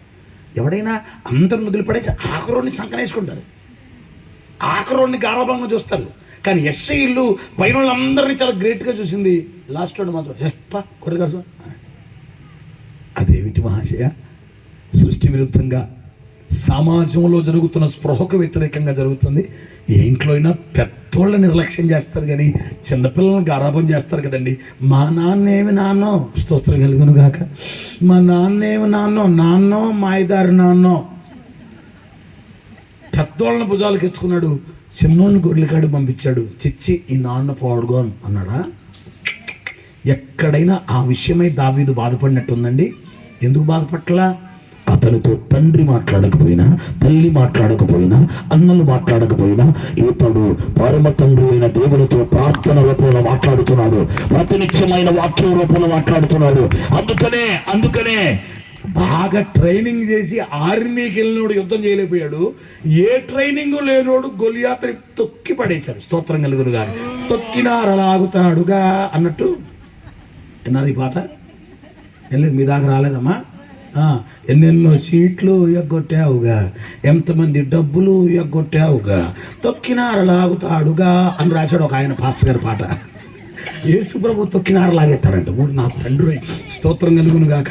ఆయన మా మీటింగ్ పాంప్లెంట్ చేసి మా దగ్గర కూడా వస్తానన్నాడు. నీకు దండం పెడతాను బాబు అన్న. నేను కొంచెం గట్టిగా అనండి ఆమెనని, కొంచెం గట్టిగా. ఆర్మీలో ఉన్నోడు యుద్ధం చేయలేకపోతే అడవిలో ఉన్నోడు యుద్ధం చేశాడండి. కారణం ఏంటి తెలుసా? అతని దగ్గర ట్రైనింగ్ ఉంది, ఇతని దగ్గర దేవుడిచ్చిన టాలెంట్ ఉంది. స్తోత్రం కలుగును గాక. అతని దగ్గర ట్రైనింగ్ ఉంది, ఇతని దగ్గర దేవుడిచ్చిన టాలెంట్ ఉంది. అందుకని వాళ్ళు వల్లగాక రాజు కూడా గుడారం వేసుకొని దుప్పటి వేసుకొని లోన పడుకుంటే ఈయన మాత్రం చిన్న రాయి వేసి కొట్టి పెట్ల కొట్టుకునేలాగా పెట్లా కనపడ్డాడు. స్తోత్రం కలుగును గాక. ఇంకొంచెం గట్టిగా చెప్పండి. దావీదులో శక్తి ఉంది అనండి. దావీదులో ప్లాన్ ఉంది. ఇంకో మాట చెప్తుంది, దావీదులో పవర్ ఉంది అనండి. దావీదులో ప్లాన్ ఉంది. నీకు కూడా ఉంటుంది పవర్. ఏం పవర్ తెలుసా? దాని నోట్లో నోరే బొగమ. కొంతమందికి ఆ ఊరిలో ఆ పవర్ ఉంటుంది. నేను ఎరక్కపోయి దీని నోట్లో అమ్మో మో కంపు, అంత పవర్ఫుల్ వాళ్ళంతా ఒకసారి గట్టిగా రెండు చేతులు ఎత్తి హల్లెలూయా అది 20-25 మంది వెళ్ళారు. ఇసుకే గారు లెక్కేసుకో, రాసుకో మొత్తాన్ని. స్తోత్రం కలుగునుగా. చాలా రకాల పవర్లు ఉంటాయండి, చాలా రకాల పవర్లు. కొంతమంది చూస్తామా, తనకంపు తనకింపు పరకంపు చెడకంపు అని. వీడి కంపిడికి బ్రహ్మాండంగా ఉంటుంది, పక్కనోడు కొంచెం కంపు గుండె పగిలి వాడి దగ్గర ఆ పవర్ ఉంటుంది. మనం ఏం చేయగలం? హల్లెలూయా. కొంచెం గట్టిగా చెప్పండి. దావీదులో పవర్ ఉందనండి, దావీదులో ప్లాన్ ఉంది. ఇంకొంచెం గట్టిగా, కొంచెం గట్టిగానండి. దావీదు ఏం పని చేస్తాడు? Very good. గొర్రెలు కాసుకులతో ఒకసారి సింహం వచ్చేసిందట. సింహం ఎక్కడ పట్టిద్దండి? కాలేగా తొడ. ఏం చూపిస్తా చెప్పండి. సింహం ఎక్కడ పట్టిద్దండి? అది ఎంత దూరం నుంచి అయినా పరుగెత్తుకొచ్చి పీక పట్టుద్ది. దాని కాన్సన్ట్రేషన్, దాని గురి వేరు. నీకు నువ్వు నేను తోకబట్టేది. స్తోత్రం కలుగును గాక. మా ఇంటికి మా మేనమామ వస్తే మా అమ్మ కోడిని పట్టుకోమంది నా చిన్నప్పుడు. కోడిని పట్టుకోమంది. అది ఎప్పుడు టైం 3ంటికి. ఆయన మా పక్కనే సొనబడిన తిరణాలకు వచ్చి మా ఇంటికి వచ్చాడు. పాప సొంత తమ్ముడు కదా, నేను మేళల్లుడు కదా, రే మాయ వచ్చాడురా కోడిని పెట్టుకుంది. అది మా అమ్మకు కోళ్ళు అంటే చాలా ప్రేమ, నాకంటే ప్రేమ కోళ్ళ మీద. నీకు అర్థమైనట్టుంది చాలా, నీకు ఒక్కదానికి అర్థమైంది చాలా. కోళ్ళు పెంచుతున్నావు బాగా, అదిగో అందుకే అర్థమైంది. లేదు ఆ పట్టుకోమంటే పాప నేను పరిగెత్తుకుని పట్టుకుంటే నాకు చివరికి తోక దొరికింది. తోక నేను గుంజ, కోడి ముందుకు గుంజ. ఏం జరిగిందో మీకు అర్థమైంది. తోక మాత్రం మిగిలింది. మా అమ్మ తోకల కూర వండలేదు కదా, ఏకల కూర వండలేదు కదా, పాపం నీకు కోడిని పట్టుకోవటం కూడా రాదు అని తిట్టింది నన్ను. స్తోత్రం కలుగును కాదు. ఏం పట్టుకోవటం రాదంట, ఇంకా నయం ఉడతలు పట్టుకోవటం రాదనలా. దేవుని స్తోత్రం. అంతవరకు మా అమ్మకి అర్థమైంది. దాన్ని పట్టుకుని నా చేతిలో పెట్టుకున్నా. ఇక్కడ గమనించండి, ఇప్పుడున్న పోటున ఒక పులి లేదా ఒక కుక్క. ఈ కుక్క కరిస్తే పిచ్చోళ్ళు అయిపోతుంది. పిచ్చి కుక్క అనే పేరు ఉంది దానికి. ఈ మధ్యలో ఆడవాళ్ళ మధ్యలో నుంచి వెళ్ళిపోయింది అనుకోట. ఎవరన్నా దాన్ని ఎంట పరిగెడతారా? అసలు పరిగెట్టాలని ఆలోచన వచ్చిందా? మాట్లాడలా వచ్చిందా? పులి వచ్చింది అనుకో, పులి పరిగెడుతుంది. పులి వెనకాల మనం పరిగెట్టాలా అనే ఆలోచన వచ్చిందా మనకి? పొరపాటును కూడా రాదు. ఈ సందులో దూరతారు కొంతమంది, ఈ డారా పైకి మొత్తం దూరతారు కొంతమంది. ఎట్టోళ్ళట్టు పోతారు. హల్లెలూయా. ఎవడు కూడా దొరకడు. ఎట్టోళ్ళట్టు కంగారు. ఆ వెనకాల కుర్చీలలో ఉన్నారే, అసలు ముందు ఏమొచ్చిందో వాళ్ళకి అనవసరం. అక్కడ వామ్మ అన్నారు అంతే. కుర్చీలు బైబిల్ మొత్తం వదిలిపడేసి రోడ్డు దాటి అవతలకి వెళ్ళి అక్కడికి అడుగుతారు ఏంటర్రా, ఏం తెలియకుండా అక్కడికి వెళ్ళి ఏంటర్రా అని అడుగుతారు. పాప అంత భయం జనానికి. అంటే దాన్ని వెనకాల పరుగెత్తాలి అనే ఆలోచన కూడా మనం ఎందుకు రాదంటే అది బలమైంది, మనం బలహీనమైన వాళ్ళమని. కానీ దావీదు గొర్రెల మంద మీదకి సింహం వచ్చి దాని మెడబట్టి పరుగెడుతుంటే మిగిలిన గొర్రెలను వదిలేశాడు. దాని వెనక పరుగు లంకించుకున్నాడు. 2 చేతులు దిగరగా చప్పలు కొట్టండి. అంటే దావీదు సింహము కంటే బలహీనుడు అనుకోవట్లా, సింహము కంటే బలం నా దగ్గర ఉంది అనుకుంటున్నాడు. పరుగున దాని వెనక కలబడ్డాడు. దీన్ని శక్తి అంట. నేను ఏమంటా చెప్పండి? బలం అనండి, ఇంకొంచెం పవర్ అనండి, ఇంకొంచెం గట్టిగా. ఆలోచనే రాని మనం, కానీ గొర్రె పిల్లను కాపాడవలసిన బాధ్యత కలిగిన వాడై ఆ గొర్రె పిల్లను ఏదో రకంగా కాపాడాలనుకున్నాడు. సింహం వెనకాల పరిగెత్తాడు. సింహం వెనకాల పరిగెత్తగలిగినంత పవర్ ఎవరికుంది? దేని వల్ల వచ్చింది తెలుసా? దావీదు చేసిన ప్రార్థన వల్ల వచ్చింది. స్తోత్రం కలుగును గాక. అందరు చెప్పండి హల్లెలూయా అని. ఇంకొంచెం గట్టిగా. సింహం ముందు ఉరుగుతుంది, దావీదు వెనక ఉరుగుతున్నాడు. సింహం ముందు, దావీదు వెనక. ఒక ఆడపిల్ల ఎవరన్నా? ఒక ఆడపిల్లరా? నూతన పిల్ల, చిన్నపిల్లలు రా, బుడ్డపిల్లలు లేరా? ఇంటికాడ పెట్టి వచ్చారా? చక్కగా నన్ను 2 కోడిగుడ్లు ఉన్నానమ్మా, తిని వచ్చి పడుకో అని చెప్పి వచ్చారా? బిడ్డ వెరీ గుడ్ రామ్మ, మంచిదాను. అత్తి దళతలే పెద్ద పిల్లలు వచ్చినా పర్లేదే, మీరు నాకంటే ఎత్తుంటే నేను చచ్చిపోతాను అందుకని. స్తోత్రం కలుగును కాక. రామా దా, మా అమ్మగారు. మా అమ్మ చూడు అసలు ఎంత మంచి సింహంలా వస్తుందో మా తల్లి. ఏంట్రా అది అక్కడ ఉండు, అటు తిరుగు, నాకెళ్ళి తిరగ మాకు అసలు. ఇగో అది పెద్ద సింహం. ఇప్పుడు నేనేమో దావీదు.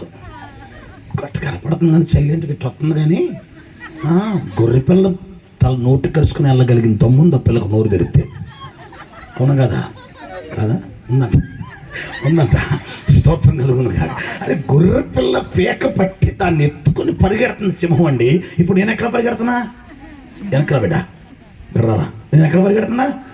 నాకు పరిగెడుతుంటే నాకు ముందు ఏమందుద్దండి? కోడి తోక నాకు అందినట్టు ఏమందుద్ది? తోక. కానీ ఏ ప్లాను లేనోడైతే అందిన తోకను పట్టేసుకుంటాడు. కానీ దావీదుకి పవర్తో పాటు ప్లాన్ ఉంది. స్తోత్రం కలుగును గాక. అందరూ చెప్తాం హల్లెలూయా. పవర్, సింహం అంట పరిగెత్తగలిగిన పవర్. ఏంటి ప్లాన్? తోక అందింది, తోక పట్టుకోలా. వెనక తొడందింది, అబ్బే పట్టుకోలా. నడుము అందింది, అబ్బే పట్టుకోలా. మెడందింది, పట్టుకోలా. దానికంటే ముందు కాళ్ళు అందాయి, పట్టుకోలా. ఎప్పుడైతే తోక దాటాడో, ఎవరో వెనక కాళ్ళు దాటాడో, సింహం ఇట్లా నిలబడితే ఆ బాక్స్ దాకా ఉంటుంది. అంత పొడవు ఉంటుంది. అది ఇట్లా కాళ్ళు పైకి ఎత్తితే మనిషి గంట అంత ఎత్తుంటుంది. తోక అందితే పట్టుకోలా, వెనక కాళ్ళు అందితే పట్టుకోలా. నడుమందుతే పట్టుకోలా, ముందు కాలందుతే పట్టుకోలా, మెడందుతే పట్టుకోలా. మెడ దాటి ముందుకు పరిగెడుతుంటే సింహం పక్కన చూసిందంట. ఓ మెడవుడ్రా, స్తోత్రం కలుగును కాక. నాకంటే ముందు పరిగెత్తింది ప్రపంచంలో ఏ జంతువు లేదు, ఈడెవుడ్రా. కొంచెం కంగారు పడితే నోరు లూజ్ అయిపోతాయి. స్తోత్రం కలుగును కాక. అందరు చెప్తాం హల్లెలూయా. పరిగెత్తి అన్నీ దాటుకొని సింహానికి ఎదురుగా నిలబడ్డానంటండి. ఎదురుగా నిలబడిన సింహానికి జూలు ఎలాడుతుంటుంది, కింద ఎలాడుతుంటుందా. అప్పుడు ఈ వేళ్ళు గడ్డం కింద జూల్లోకి వనిచాడంట. స్తోత్రం కలుగును కాక. అందరు చెప్తాం హల్లెలూయా. చుట్టుపట్టుకుంటే ఆగని ఆడదుంటుందా? మా వాళ్ళు అడుగుతా నేను, భర్త భార్యని కొట్టేటప్పుడు కాలు పట్టుకొని కొట్టడో, చెయ్యి పట్టుకొని కొట్టడో? చెప్పు. జుట్టు పట్టుకుంటే ఎంత బలాఢ్యుడైనా తప్పించుకోలేడు. స్తోత్రం కలుగును గాక. అందరూ చెప్తాం వాళ్ళు చెయ్యి పడితే లాగే జుట్టు పోయిద్దా అసలు ఆగిపోతుంటే ప్లాన్ ఉంది. అందుకే పరిగెత్తుకుని వెళ్ళాడు. వేలాడుతున్న జూలులో వేళ్లు దూర్చాడు, గట్టిగా బిగించి పట్టుకున్నాడు, యెహోవాను తలుచుకున్నాడు. అతడు ఎప్పుడు కష్టం వచ్చిన నోటి వెంట పలికే మాట ఒకటే, యుద్ధము యెహోవాదే అని పలకగలిగిన శక్తి కలిగిన వాడై ఈ చేతి వేళ్ల మధ్య జూలును బిగించాడు, పైకి లేపి వెళ్ళి చెరగొట్టాడంతే. ఆమేన్. దెబ్బకు బతిక్క నోరు తెచ్చిందంట. ఎవరో నోట్లో నుంచి గొర్రె పిల్లలు తీశాడు. ఎక్కడి నుంచి? మీరు బాగా చదవండి, అర్థమవుతుందంతా. సింహం చావటం విజయం కాదు, గొర్రె పిల్ల బ్రతకటం విజయం. సింహం చావడం విజయం కాదు, గొర్రె పిల్ల బ్రతకడం విజయం. ఈ రోజున సింహముగా వేషం వేసుకొని తిరుగుతున్న అపవాది గొర్రె పిల్ల లాంటి నీ ఆశీర్వాదాల నోట కలుసుకుని వెళ్తుంది, గొర్రె పిల్ల లాంటి వాగ్దానాల నోట కలుసుకుని వెళ్తుంది, గొర్రె పిల్ల లాంటి దీవెనల నోట కలుసుకుని వెళ్తుంది. దావీదు వలె బలాఢ్యుడవై, దావీదు వలె వాక్యము కలిగిన వాడవై పరిగెట్టాలా, సింహమును ఎదిరించాలా. అతడు దొంగిలించి పోతున్న నీ ఆశీర్వాదాన్ని నీవే తిరిగి తెచ్చుకోగలగాల. అట్టి ధైర్యశాలులు ఈ సంఘములు, ఈ ప్రాంతములు లేచుదురుగా కేసునామములు. అట్టి పవర్ అండ్ ప్లాన్ కలిగిన వారు ఈ స్థలములు లేచుదురుగా కేసునామములు. అపవాదిని ఆశీర్వాదాలు ఎత్తుకొని పోనివద్దు, అపవాదిని దీవెనలు ఎత్తుకొని పోనివద్దు, అపవాదిని నీకు దేవుడిచ్చిన వాగ్దానాలు ఎత్తుకొని పోనివద్దు. When you read the Holy Bible, ఈ ఆశీర్వాదాన్ని కోల్పోతున్నావో నీకు అర్థమవుతుంది. వాక్యాన్ని చదువుతున్నప్పుడు ఏ దీవెన నష్టపోతున్నావో నీకు అర్థమైంది. వాక్యాన్ని ధ్యానిస్తున్నప్పుడు ఏ సంతోషం దొంగిలించబడుతుందో నీకు అర్థమవుతుంది. వాక్యాన్ని ధ్యానిస్తున్నప్పుడు ఎక్కడ వెనుకబడ్డావో, ఏది మరుగున పడిందో, ఏది నీ జీవితాన్ని పాడు చేస్తుందో పెద్దగా అర్థం చేసుకోగలుగుతావు. చదివిన ప్రతిసారి నీకు అర్థమవుతుంది నువ్వు కోల్పోతున్నది దాన్ని విడిపించుకుని రాగలిగిన ప్లాన్ కూడా నా దేవుడు నీకు ఇస్తాడు. చెప్తాం హల్లెలూయా. పవర్ అండ్ ప్లాన్ అనండి. పవర్ నిన్ను పరలోకానికి చేర్చదు, ప్లాన్ నిన్ను పరలోకానికి చేస్తుంది. పవర్ శక్తిని జయించదు, పవర్ నీ మీద ఉన్న కష్టాన్ని జయించడానికి ఉపయోగపడదు. నీ ప్లాన్ చూసావా, ఆ కష్టాన్ని జయించడానికి ఉపయోగపడుతుంది. ఆమేన్. ప్రార్థన పవర్ ఇస్తుంది, వాక్యం ప్లాన్ ఇస్తుంది. అనండి. ప్రార్థన ఏమిస్తుంది, వాక్యం ఏమిస్తుంది. నీకున్న సమస్య ఎట్లా జయించాలో అర్థం కావట్లేదా, వాక్యం చదువు, ప్లాన్ ఇస్తాడు దేవుడు. నీ చదువులో ఎందుకు వెనకబడుతున్నావు నీకు అర్థం కావట్లేదా, వాక్యం చదువు, ప్లాన్ ఇస్తాడు. నీ ఇంటిని ఎట్లా కట్టుకోవాలి నీకు అర్థం కావట్లేదా, వాక్యం చదువు, ప్లాన్ ఇస్తాడు. నీ యవ్వన జీవితాన్ని నిలబెట్టుకోవటం ఎలాగో నీకు అర్థం కావట్లేదా, వాక్యం చదువు, ప్లాన్ ఇస్తాడు. త్రాగుబోతు భర్తను మార్చుకోవడం ఎలాగో అర్థం కావట్లేదా, వాక్యం చదువు, ప్లాన్ ఇస్తాడు. సేవను ఎలా కట్టుకోవాలి అర్థం కావట్లేదా, వాక్యం చదువు, ప్లాన్ ఇస్తాడు. కన్నీటి గాథలు తొలగిపోయే రోజులు ఎప్పుడు వస్తాయి, కష్టాల కడలికి దూరమయ్యే పరిస్థితులు ఎప్పుడు వస్తాయి, జీవితం అంతా ఏడుపులేనా, ఆవేదనైనా, ఇవన్నీ ఎప్పుడు తొలగిపోతాయి. నాకంటే నా సమస్య పెద్దగా ఉంది, నాకంటే నా కష్టమే పెద్దగా ఉంది, నాకంటే నా శోధనే పెద్దగా ఉంది. దీన్ని ఎలా జయించాలా, ప్రార్థన చేస్తున్నాను, ఉపవాసం ఉంటున్నాను, కన్నీళ్లు గారుస్తున్నాను, but I didn't get the plan to get the victory. కానీ ఏ ప్లాన్ పొందుకోలేకపోయాను విజయాన్ని పొందడానికి. Why? You are praying, you are fasting, you are praying, but there is no time for you to read the holy Bible. నీకు టైం లేదు వాక్యం చదవడానికి. How can you get the plan of God? ఎలా దేవుని వాక్యాన్ని ధ్యానించగలుగుతావు, ఎలా దేవుని ప్లాన్ ను పొందుకోగలుగుతావు. నేను అందుకనే this is my humble request to all the Christians who gathered here, don't neglect the Bible reading, don't neglect the scripture reading, don't neglect the Bible what you have in your hands. దయచేసి మీ చేతుల్లో ఉన్న బైబిల్ని నిర్లక్ష్యం చేయమాకండి. దయచేసి దేవుడు మీకు ఇచ్చిన వాక్యాన్ని నిర్లక్ష్యం చేయమాకండి. దయచేసి దేవుడు మీతో మాట్లాడిన వాగ్దానాలను సింహము లాంటివి ఎత్తుకుని పోతుంటే చూస్తూ ఊరుకోమాకండి. పరిగెత్తండి వాటి వెంట. ప్లాన్తో మీ ఆశీర్వాదాన్ని తిరిగి భుజానేసుకొని తీసుకురండి. స్తోత్రం కలుగును గాక. గాయపడిన గొర్రెను కాపరి చేస్తాడు తెలుసండి. అన్ని గొర్రెలు నేల మీద నడుస్తుంటే గాయపడిన గొర్రెను మాత్రం భుజం మీద వేసుకుని వెళ్తాడట. ఆ గాయపడిన గొర్రెను దావీదు భుజం మీద వేసుకుని వెనక్కి తిరిగి వచ్చాడు. స్తోత్రం కలుగును గాక. ఈ రోజు మీలో సింహాన్ని ఎదురించగలిగిన దావీదులు లేవాలా? సింహం ఎదురు నిలబడి జోళ్ళు వేళ్లు దూర్చగలిగిన దావీదు లేవాలా? సింహము నోటున్న మీ ఆశీర్వాదాన్ని తిరిగి పుచ్చుకోగలిగిన దావీదు లాంటి వాళ్ళు కుటుంబానికి ఒక్కడు లేచునుగాక, సంఘానికి ఒక్కడు లేచునుగాక, ఈ ప్రాంతానికి ఒక్కడు లేచునుగాక. యేసు నామములో ఇది జరుగునుగాక, యేసు నామములో ఇది జరుగునుగాక. థ్యాంక్ యూ నాన్న, థ్యాంక్ యూ సో మచ్.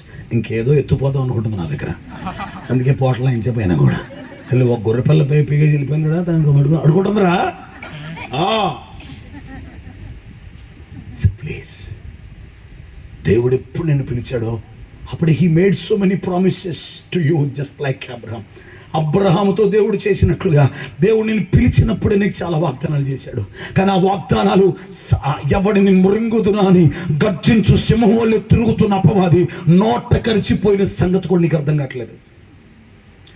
నోట కరిచిపోయిన సంగతి కూడా నీకు అర్థం కావట్లేదు. And as a pastors, we also have to give some quiet time with God. దేవునితో ఒక వ్యక్తిగత సమయాన్ని మనం దేవునికి ఇవ్వగలగాలి. నిశ్చయంగా దేవుడు మనతో మాట్లాడతాడు, మనల్ని వాడుకుంటాడా? చెప్పండి ఆమేనని. ప్రార్థన ఉండాలా వద్దా? ఉండాలి. ప్రార్థన కంటే ఎక్కువ వాక్యం ఉండాలి. ఆమేన్ చెప్దాం ఆమేనని. ప్రార్థన ఉండాలి. ప్రార్థన కంటే వాక్యం. నువ్వు 49% ప్రార్థన చేస్తే 51% వాక్యం చదవాలి. బట్ మనం ప్రార్థనలు ఎంతసేపు ఏడుస్తాం కానీ వాక్యానికి ఒక అరగంట. మా చెల్లి కళ్ళజోడు వచ్చింది, నాకు కూడా వచ్చింది. అరగంట వాక్యానికి కళ్ళన్నీ ఇదైపోయి నలిచేసి చూసేసి ఒక్కొక్కటి ఇద్దరు కనపడుతుంటారు. స్తోత్రం కలుగును కాక. హల్లెలూయా. ప్రార్థన మాత్రం ఎంతసేపు అయినా మోకాళ్ళు ఏంటి ఏడవటం ఏంటంటే, అయ్యా నిన్ను తాగొచ్చి కొట్టాడయ్యా, మోక కొట్టుడు కాదయ్యా. అది ప్రార్థన కాదు, ఆయన వేసిన దెబ్బలన్నీ గుర్తు చేసుకుని ఏడుపు. అది అట్ట ప్రార్థన. మోకాళ్ళు వేసిన కాడ నుంచి తాగొచ్చి సీసా పెట్టుకుంటున్నాడే గుర్తొస్తున్నాడు. ఆ దెబ్బలు ఆ నొప్పి అయింది తట్టుకొని అవన్నీ గుర్తు చేసుకుని ప్రార్థన ప్రభు దగ్గర ఇమాజినేషన్ రాత్రి కొట్టినండి. ఇంకెట్టాడు ప్రార్థనది. హల్లెలూయా. పక్కన కొంతమంది చెప్పండి, దండం పెట్టి చెప్తున్నాను చెప్పండి. పక్కన వాళ్ళకి దండం పెట్టి చెప్తున్నా, వాక్యం చదువు. చెప్పడు లాంటి చెప్పడు. దేవుడిని ఆశీర్వదించును కాక చెప్పండి పక్కన వాళ్ళకి అనండి. అది సుజరా మీ డ్వాక్రా లోన్లని రద్దయిపోవును గాక. చాలిగా చెప్పు. ఇంతకాలం డ్వాక్రా లోన్లు, కరెంటు బిల్లులు నాకే. ఇప్పుడు నువ్వు ఎత్తబడాలంటే నీ కుండెండు వాక్యం ఉండాలంటే నీ సీనియారిటీ యొక్కలా సిన్సియర్గా దేవుని వాక్యం చదివాను నీకు వస్తే ఇప్పుడు ప్రభు మేఘాల మీదకి వచ్చిన ఈ లైట్ల కింద వాక్యం లేనివాడు ఉండిపోతాడు. వాక్యం కలిగిన వాడు మధ్యాకాశానికి వెళ్ళిపోతాడు. వాక్యము కలిగిన వాడే బుద్ధి కలిగిన వాడు. వాక్యము కలిగిన కన్యకే బుద్ధి కలిగిన కన్యక. వాక్యము కలిగిన కన్యకే నిరీక్షణ కలిగిన కన్యక. అట్టి వారు సంగములలో సిద్ధపడుదురుగా. నమ్ముతారా? నిర్గమాకాండం 2వ అధ్యాయం చదివి ఒకడెళ్ళి పెట్రోలియం కంపెనీ స్టార్ట్ చేశాడు. ఏం చదివి? ఒక ఇంజనీర్ ఇంటికి వచ్చి, నాన్న నా ఆస్తి నాకు ఇచ్చి. ఏమైందిరా నీకు అన్నాడంట. నేను పెట్రోల్ కంపెనీ పెడదాం. పిచ్చారా నీకు? ఏమన్నా పెట్రోల్ కంపెనీ? నిన్న కాక మన ఉద్యోగం కోసం అక్కడక్కడ తిరిగావు. పెట్రోల్కి ఎవడు చెప్పాడు నీకు? దేవుడు చెప్పాడు. ఎట చెప్పాడు? నిర్గమాకాండం 2వ అధ్యాయం చదువుతుంటే నైలు నది పరిసరాల్లో పెట్రోల్ ఉందని నాకు చెప్పాడు. నువ్వు ఆస్తి నమ్మిచ్చేసి నేను పెట్రోల్ వాక్యం పెడతాను. పెట్రోల్ ఉందని ఉందా? నైలు నది పరివాహ ప్రాంతంలో పెట్రోల్ ఉండేను అనుందా? ఈయన మెకానికల్ కెమికల్ ఇంజనీరింగ్ చేశాడంట. ఆ వాక్యం చదువుతున్నాడంట.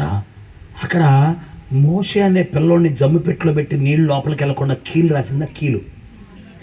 పెట్రోలియం గురించి తెలిసినోడికి కీలు అనేది పెట్రోల్ యొక్క ముడి పదార్థం. వంగి భూమి మీద అటు తీస్తేనే కీలు వచ్చిందంటే లోపల పెట్రోల్ బీభత్సంగా ఉంటుంది, ఇచ్చేయి అన్నాడట. ఏమొచ్చిందిరా అంటే నాకేం రాలా, బైబిల్ నుంచి ఒక మాట వచ్చింది. వాళ్ళ అమ్మ నన్ను సర్లని స్తంభి పడిస్తే పరిగెత్తుకుని వెళ్ళిపోయాడు. ఒక ఉద్యోగం కోసం వెంపర్లాడినోడు మొట్టమొదటి పెట్రోలియం కంపెనీ అక్కడ స్టార్ట్ చేశారు.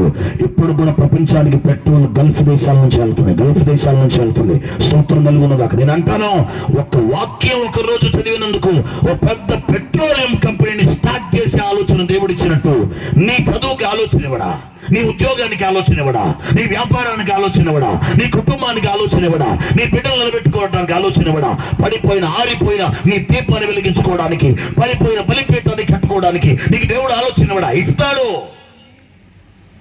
కానీ వాక్యాన్ని నిర్లక్ష్యం చేయి మాకు, వాక్యాన్ని లక్ష్యం చేయి మాకు. ఏమాత్రం నీకు క్షేమం కాదు. ఇటు అనుభవాలు మనం కలిగి ఉందుముగాక. అందరూ చెప్పండి ఆమేన్. కొంచెం గట్టిగా చెప్పండి. ఇప్పుడు గొలియాతు వచ్చాడు. ఎవడాడు? మాట్లాడండి. ఎంతమంది తెలుసు గొలియాతు? చుట్టాలా? సర్లే, అలాంటి వాడే మీ ఇంట్లో ఉండాలి. పొద్దున్న నుంచి లేచింది అరవడం పని. ఎవడొస్తాడంటారు నా మీదకి? ఒకడు బలాదూరు వీధిలో తిరిగాడు ఉంటాడు, ఆడితే ఎవడు పెట్టుకున్నాడు. లేకపోతే ఎవడొస్తాడు రమ్మనో, మొత్తం రమ్మని నేను ఒక్కడున్నా చాలు రా తిరుగుతుంటాడే, ఆడే గొలియాతుగాడు. ఆయన ఓడించిన పెద్ద సైన్యం అక్కర్లా, రాళ్ళు ఎరుగునే పిల్లవాడు చాలు, ఎప్పుడో వెళ్ళిపోతాడు. స్తోత్రం కలుగును గాక. గొలియాతుగాడు 40 రోజులు కానీ, రే నేను ఫిలిష్తీయుడును గానా, మీరు ఇశ్రాయేలు గానా, ఎవడు రండ్రా, ఒక్కడ రండి బయటికి, ఒక్కడ రండి అంటే 10,000 మందిలో నిలబడితే భుజాల పైకి కనపడే సౌలు కూడా ఎవడన్నా బొండురా అన్నాడు కానీ రాట్లా. స్తోత్రం కలుగురుగా. ఇది ఎలాంటి తెలుసా? 10,000 మంది మనుషుల్లో నిలబడితేనంట సౌలు భుజాలు పైకట్ట కనపడుతున్నాడు. ఆజానుబాహుడండి సౌలు. ఇతను అన్నాడు, యారా ఇంత పెద్ద సైన్యంలో ఒక్కడు లేడు ఆయన గెలవటానికి, అక్కడ నేను ఉంటే బాగుండు, నువ్వు వెళ్ళరా ఈసారి కనేవాడిని. సౌలు పొరపాటు రాట్లా. సైన్యంలో దావీదు 3 అన్నలు ఉన్నారు, వాళ్ళు కూడా రాట్లా. దావీదు పాప రోజు క్యారేజ్ తెస్తున్నాడు, 3 పూట్ల గట్టిగా లాగిచ్చేస్తున్నారు. సాయంత్రం జిమ్ము, మధ్యాహ్నం కుమ్ము వేస్తున్నారు, సాయంత్రం జిమ్ చేస్తున్నారు. గొలియాతు కూడా వచ్చారే అనగానే లోపలికి వెళ్ళిపోతాడు. నాకు సంబంధం లేదు అసలు, ఎప్పుడు అట్లా బయటికి లోపలికి వెళ్ళిపోతాడు. దావీదులో ఏముంది? ప్రార్థన ఉంది. దావీదులో ఏముంది? వాక్యం ఉంది. ప్రార్థన ఏమిస్తుంది? పవర్ ఇస్తుంది. వాక్యం ఏమిస్తుంది? ప్లాన్ ఇస్తుంది. ఇప్పుడు అతన్ని జయించడానికి ఏం కావాలా? పవర్ చాలదో. చెప్పాలి పవర్ చాలదో. ఇక్కడ విషయం ఏంటి తెలుసా? సైన్యాలను ఓడించినోళ్ళు సైనికుడికి భయపడుతున్నారు. ప్రాబ్లం అది. మీకు అర్థమైందా పాయింట్? సైన్యాలను ఓడించినోళ్ళు సైనికుడికి భయపడుతున్నారు. 1000 మంది సైనికులు ఏకమై వచ్చిన సైన్యాలను ఓడించినోడు ఒక్క సైనికుడు తమ్ముంటే రండి. గుంపులో అయితే కొడతాం కానీ సింగిల్గా రావండి. మేము గుంపులో అయితే వెళ్ళి మీద పడిపోతాం అంతే. స్తోత్రం కలుగును కాక. కబడ్డీ చూడండి, ఆడేటప్పుడు పడుకో అంటాడు. క్యాంట్కి వెళ్ళరా అంటే నువ్వు గో అంటాడు. గుంపులో వచ్చినోడు పట్టుకోవడానికి మాత్రం ఎవడు ప్రతాపాడు తొడ మీద కొడతాడు, రైట్ రా అంటాడు. మొత్తం 7 అదే అంటుంటారు. నువ్వు వెళ్ళరా అంటే నువ్వు వెళ్ళే. సమయం వచ్చేసరికి వల్ల కాదు. గొలియాతు గాండ్రిస్తున్నాడు. 1000 మంది ఉన్న సైన్యాన్ని జయించిన ఇశ్రాయేలీలు ఒక్క సైనికుడిని ఎదుర్కోవటానికి తలపట్టుకున్నారు. దావీదు బాధ్యత కలిగిన వాడై తన మందును వేరు కాపురంలోకి అప్పగించి అని ఉంటుంది. నాన్న క్యారేజ్ ఇమ్మన్నాడు కదా అని చేసే పని వదిలేసేలా. అమ్మాయి ఉల్లిపాయలు కొత్తవా? తోమి బొచ్చులు వదిలిపెట్టి వచ్చేస్తుంది. స్తోత్రం కలుగును కాక. అంతే. ఇది చెప్తే అది వదులుద్దు, అది చెప్తే అది ఏంటో నువ్వే చెప్పావు. కానీ దావీదు అలాంటోడు కాదు. యుద్ధంలో ఉన్న అన్నలకి క్యారేజ్ తీసుకెళ్ళమని తండ్రి చెప్తే తన మందని వేరు కాపరులకు అప్పచెప్పాడు. బాధ్యత కలిగిన కాపరి, ఓ బాధ్యత లేని కాపరి కాదు. ఈ పని అప్పు చెప్పావు కదా, ఆ పనికి వెళ్ళమన్నావు కదా, ఇది ఎవరు చేసుకుంటే నాకెందుకు అని దీన్ని వదిలేసల్లా బాధ్యత కలిగిన కాపరిగా తన మందలని, ఇదిగో నేను యుద్ధక్షేత్రంలోకి మా అన్నలకి క్యారేజ్ ఇవ్వడానికి వెళ్తున్నాను, కానీ నీ మందతో పాటు నా మంద కూడా జాగ్రత్త అని అప్పచెప్పాడు. క్యారేజ్ తీసుకుని వెళ్ళాడు. తీసుకెళ్తే జనం అంతా లబలబలబలబల ఆడుతున్నారు. ఎందుకంటే రాజు ప్రకటన చేశాడు, రాజ్యం ఇస్తాడంట, ఆ లావణ్యం ఇస్తాడంట, వాళ్ళ కూతురుని ఇస్తాడంట అని అంటే, ఎరా నువ్వు రోజు రాజుగారి ఇంటికి వెళ్ళి తిరుగుతున్నావు వాళ్ళ అమ్మాయిని చూడటానికి పోరాదు. కొలియాతను చంపేస్తే వాళ్ళ అమ్మాయిని ఇచ్చేస్తాడంట. నాకు అసలు వాళ్ళ అమ్మాయి నచ్చలా. నేను అసలు అటు పోయేది వాళ్ళ అమ్మాయి కోసం కాదు, అసలు నాకు వద్దు, నాకు పెళ్ళే వద్దు అసలు. ఇప్పుడు పోట్లా రాజుగారు కూతుర్ని ఎత్తానంటే ఎవడొద్దంటాడండి. నల్ల చింతపండు లాగా చేసుకోరు. అప్పుడు ఏమంటారు తెలుసా, పెద్ద ఫిలాసఫీ వచ్చింది. అందం ఏముందండి అప్పుడు వచ్చేది ఫిలాసఫీ. వెనకాల ఉన్న ఆస్తి కనపడదు ఎవడికి. పాప ఎవరు ఎవడు పోట్లేదు. దావీదు కనబడుతుంది, అరే రాజ్యం ఇస్తానన్నా ఎవడలేకపోతున్నాం, కూతురుని ఇస్తానన్నా ఎవడలేకపోతున్నాం, అసలు ఎన్ని యుద్ధాలు గెలిచాం, ఈయనొక్కడినే గెలవలేకపోతున్నాం ఏంటని లోపల మదన పడుతుంటే క్యారేజ్ అక్కడ పెట్టి ఏంటన్నా అని అడుగుతున్నాడంట. ఏం లేదురా, ఆడు చూసాం కదరా ఆడిని గెలవలేకపోతున్నారా. అవలే ఆడెవడన్నా ఫిలిష్తీయుడు. రోషం పెరుగుతుంది లోపల. వాళ్ళ అన్నల మీదకి వస్తున్నారని కాదు, సంఘం మీదకి వస్తున్నారని. స్తోత్రం కలుగును గాక. దావీదులో సంఘభారం ఉంది. సున్నతి లేని ఫిలిష్తీయుడు సున్నతి కలిగిన ఇశ్రాయేలును తిరస్కరించు. How dare you to reject the God's people. దేవుని ప్రజలను తిరస్కరించడానికి ఎవడరా నువ్వు? ఒళ్ళు మండిపోతుంది. ఎవడు ఆపలేకపోతున్నాడు ఎవరినే.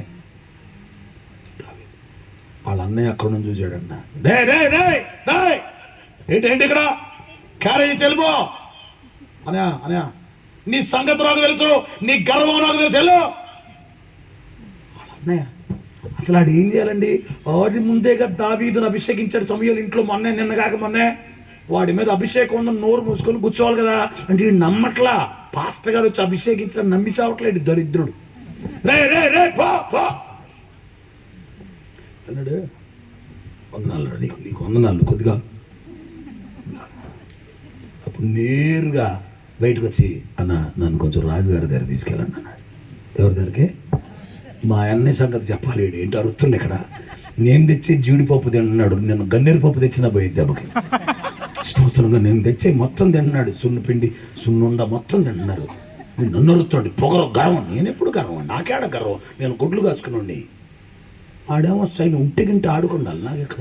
అన్న నన్ను కొంచెం రాజుగారి దగ్గర తీసుకెళ్ళండి. రాజుగారు ఎవడి పొడ్డోడు సండే స్కూల్ బ్యాచ్ నోవా తాత ఒక వాడగట్టేనా సండే స్కూల్ బ్యాచ్. గొప్ప గొప్ప కొమ్మలు తిరిగిన వాళ్ళంతా అసలు బయట ఎవడు సాయంత్రం రమ్మని ఇవ్వాలా అన్నాడు. ఆయన వస్తున్నాడు తిరిగి లోపలికి వెళ్ళిపోతున్నారు. ఒక్కడ కూడా అట్లా. ఇప్పుడు ఇతను వస్తే అయ్యా ఎస్ఐ ఉన్నాడు కదండి. ఎస్ఐ అవును, 3 పిల్లల మన దగ్గర సైన్యులు ఉన్నారు. వీడు ఆఖరుడండి. ఒరే బుద్ధి లేని రాజా, నీ మీద దయ్యం పడి తెల్లగొట్టింది నేనే కదరా. నువ్వు అది మట్టి మర్చిపోయాడు రాజు. గుర్తులేదు ఆయనకి. దయ్యం పోయిందిగా. యుద్ధం నువ్వు చేస్తావా? నేను చేస్తానండి. నువ్వు బాలుడవయ్యా. మనుషులందరూ అతనిలో బాలుని చూశారు. ఇతడు మాత్రం యెహోవా నా బలమా అని ఆయన వైపు చూస్తున్నాడు. స్తోత్రం కలుగును గాక. యెహోవా నా బలమా అని కీర్తన రాసిన తెగాడు బాల్యాన్ని చూడట్లా, తనలో ఉన్న దేవుని బలాన్ని చూస్తున్నాడు. నేను వెళ్తానండి. సాక్ష్యం చెప్పాడు రాజుకి. ఎవరికి